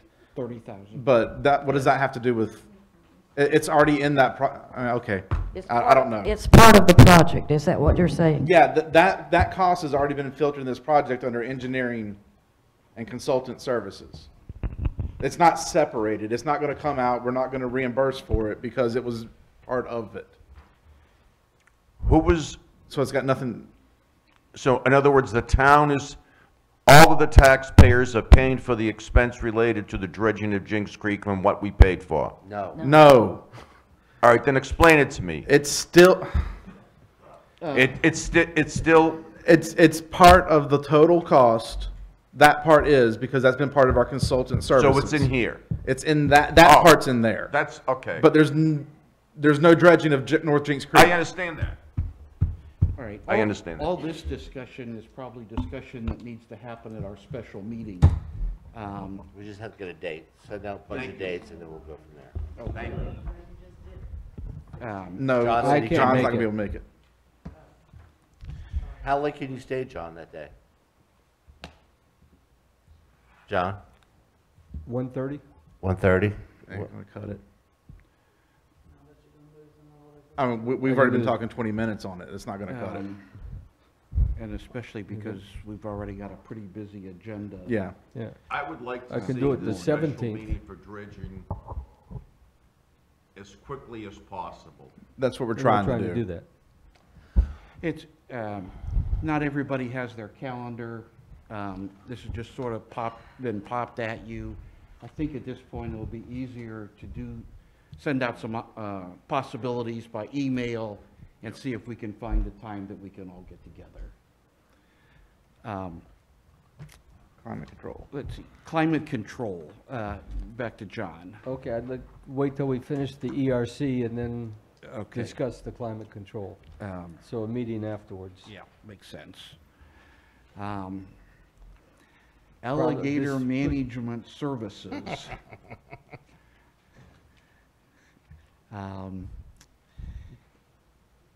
This is basically trying to figure out if the council wants to do anything about alligator control in the future. Okay. It's not imperative for this month. We're at the mercy right now of wildlife. So Yeah, push that off. when they allow for alligator, nuisance alligator agents, at that point, I would approach the town to make a decision if that's what they want to do. Okay, so Until they make that decision. we won't put any date on that, but it won't be at the next meeting. Good. And, excuse me, Jan, you had raised the issue about the Camel land use plan discussion. Yes, and I'm still not ready to put a date on that. Okay. And it sounds like we should come back to the nonprofit organization funding policy at the next meeting. Next, you want to do it the next, is that enough time for y'all to I think we should push it off to November. We have enough on this calendar now. All right. 11:20 or 11, what's the first one? What's the first one, Lisa? 11:20. Yeah, November 5th or November 20th.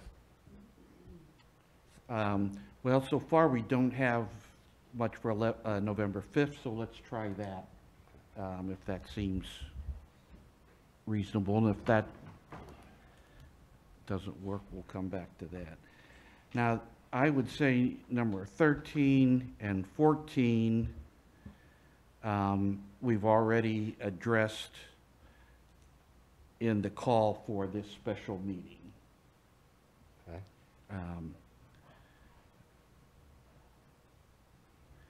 And we're certainly at, after the season here, given how busy October 16th is, let's see, Rich, this is your item about going back to the Cabana policy. I'd like to move that to the 5th if we could. November 5th, good. The beach season wrap-up is scheduled for the 20th. Of November? So when we put it on that date, that'd be a good date to put it. Yeah, does it have, should it be after the 20th then? No, Yeah, is that what we the talked wrap-up is when police and fire come and talk about how the season went and what they think needs to be changed in the ordinances and And the stuff. policies come So it'd be a back. good time to have both at the same meeting. Oh, I got you, okay.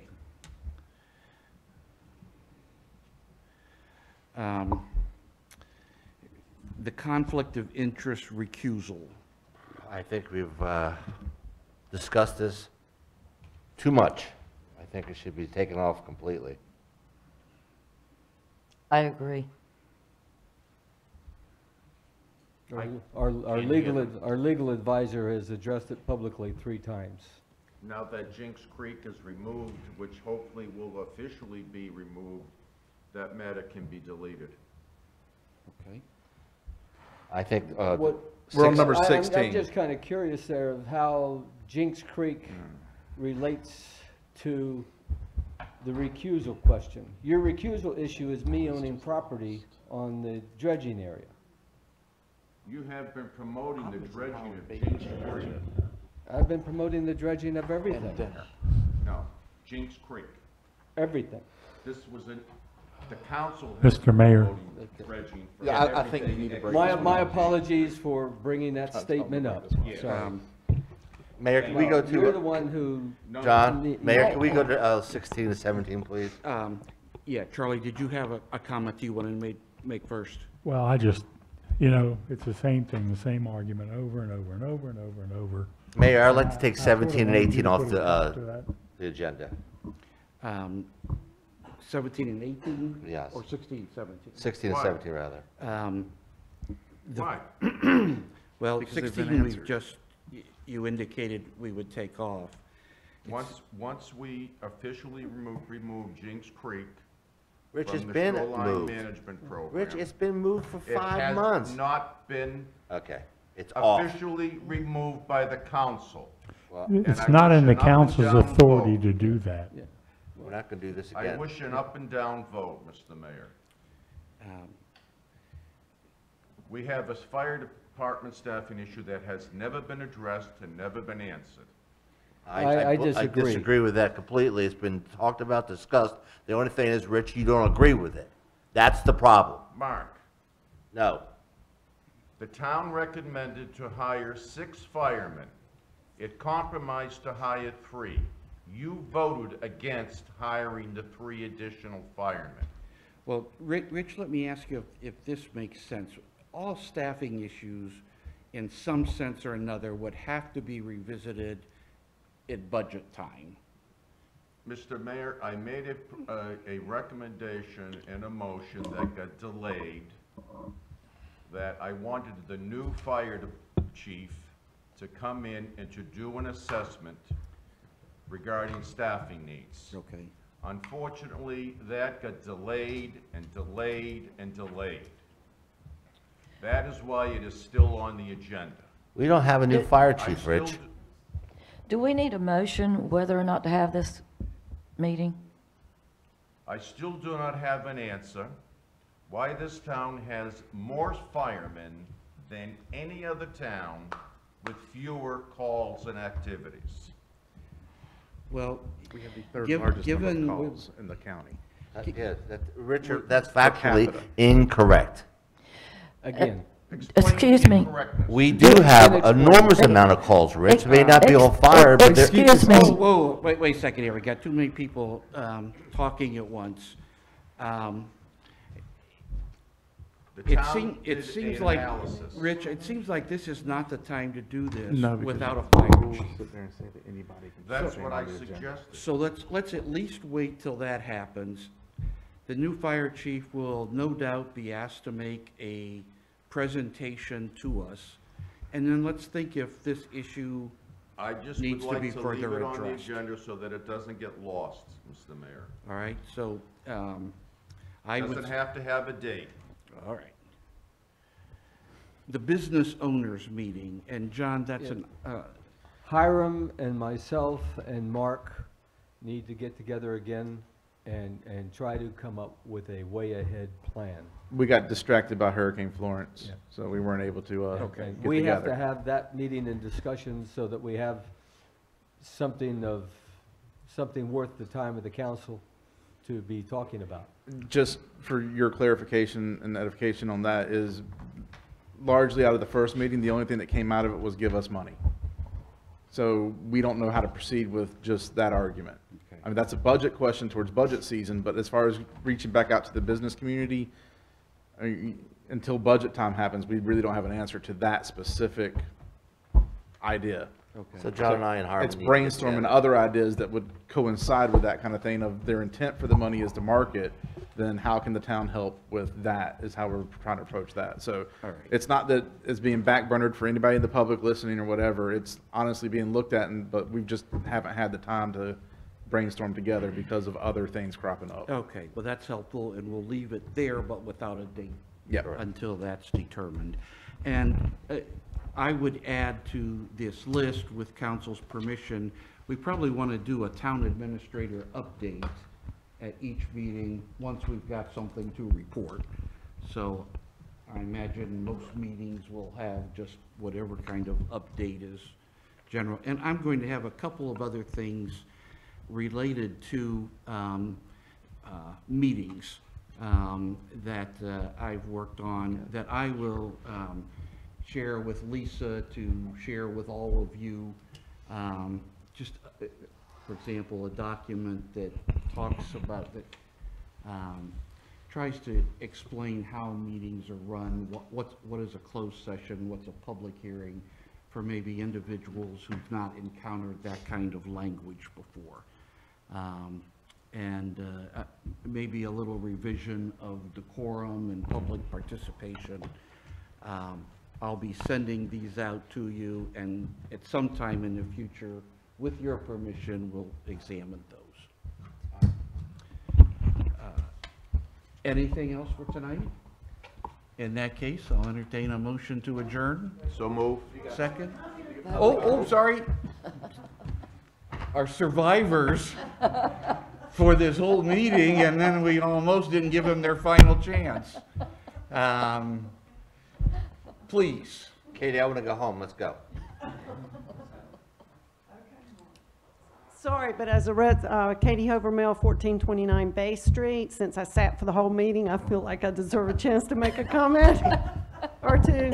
I'll be real quick. I could send you an email, but I would like to say I was, first of all, an apology to Chief Claymore in my little speech before, thanking the staff for everything they did during the hurricane. I left out everything that the police department did with their Facebook page and the drive over the island, because as an island resident, that was really, so thank you very much to the police department. And second of all, I think that Councilwoman Harris' request to send out a letter to the property owners is something, is adamantly, I think, important. It's very important. If I was a property owner, first of all, a property owner should be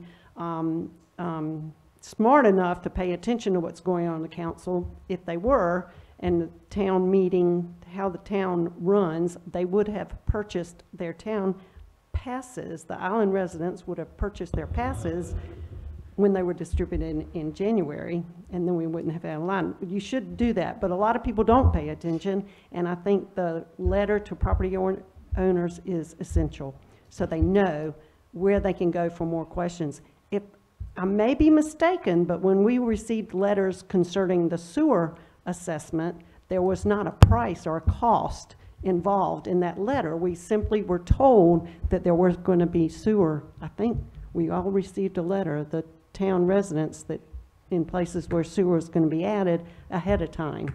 So you might be able to send a letter without saying that the cost has not yet been determined, but at least they know where to go for more questions.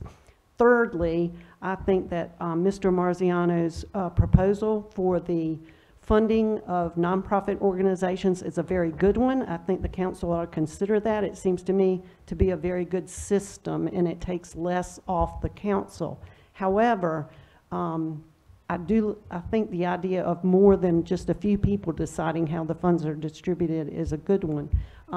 With all due respect, Mr. Serrato, I can afford to make contributions to nonprofits, but a lot of the taxpayers cannot. We have to pay taxes, so knowing that part of our tax money goes to a good cause, you could look at it as a way of some people that cannot contribute know that they are contributing in a roundabout way. So I like the funding for nonprofits. Maybe what you want to do is have a committee of people, a cross-section of taxpayers, those who pay a lot of tax and those who have properties that can't afford.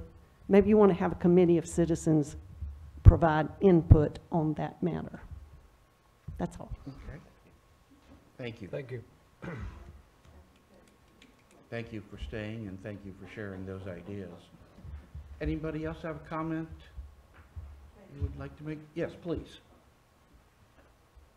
Yes, Joe Santavica, 9109 Forest Drive, Sunset Beach. It was part of a report that suggested that Bonaparte's Retreat 2, that the debris had already been picked up. Now, I don't know who was doing the pickup, whether it was a town or somebody hired by the town or by the county or by the state, but I can assure you that at best, it was only half picked up.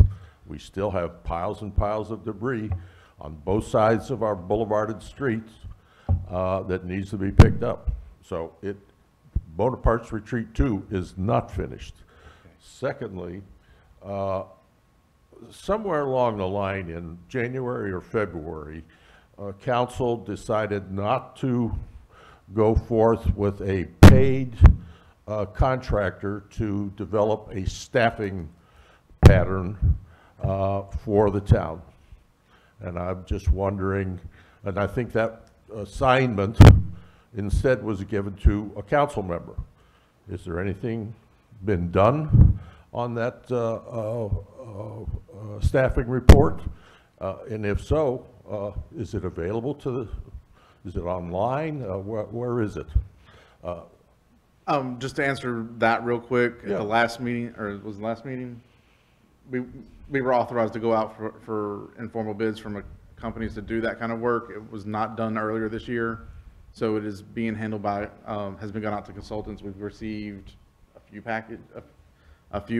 bids to do a service for that for us. So it's been going out to a consultant now. Was that staffing or the last meeting, or was that just the health? No, that's staff. There's no health anything. It's just the staffing. It's a staffing. personnel assessment. So Paid we are now benefits. going to ultimately pay to have a staffing report. Well, we don't know that. We've gone out for bids to see what Yeah. would come back. But that's the approach you're Right. That's what we're pursuing. going to recommend probably.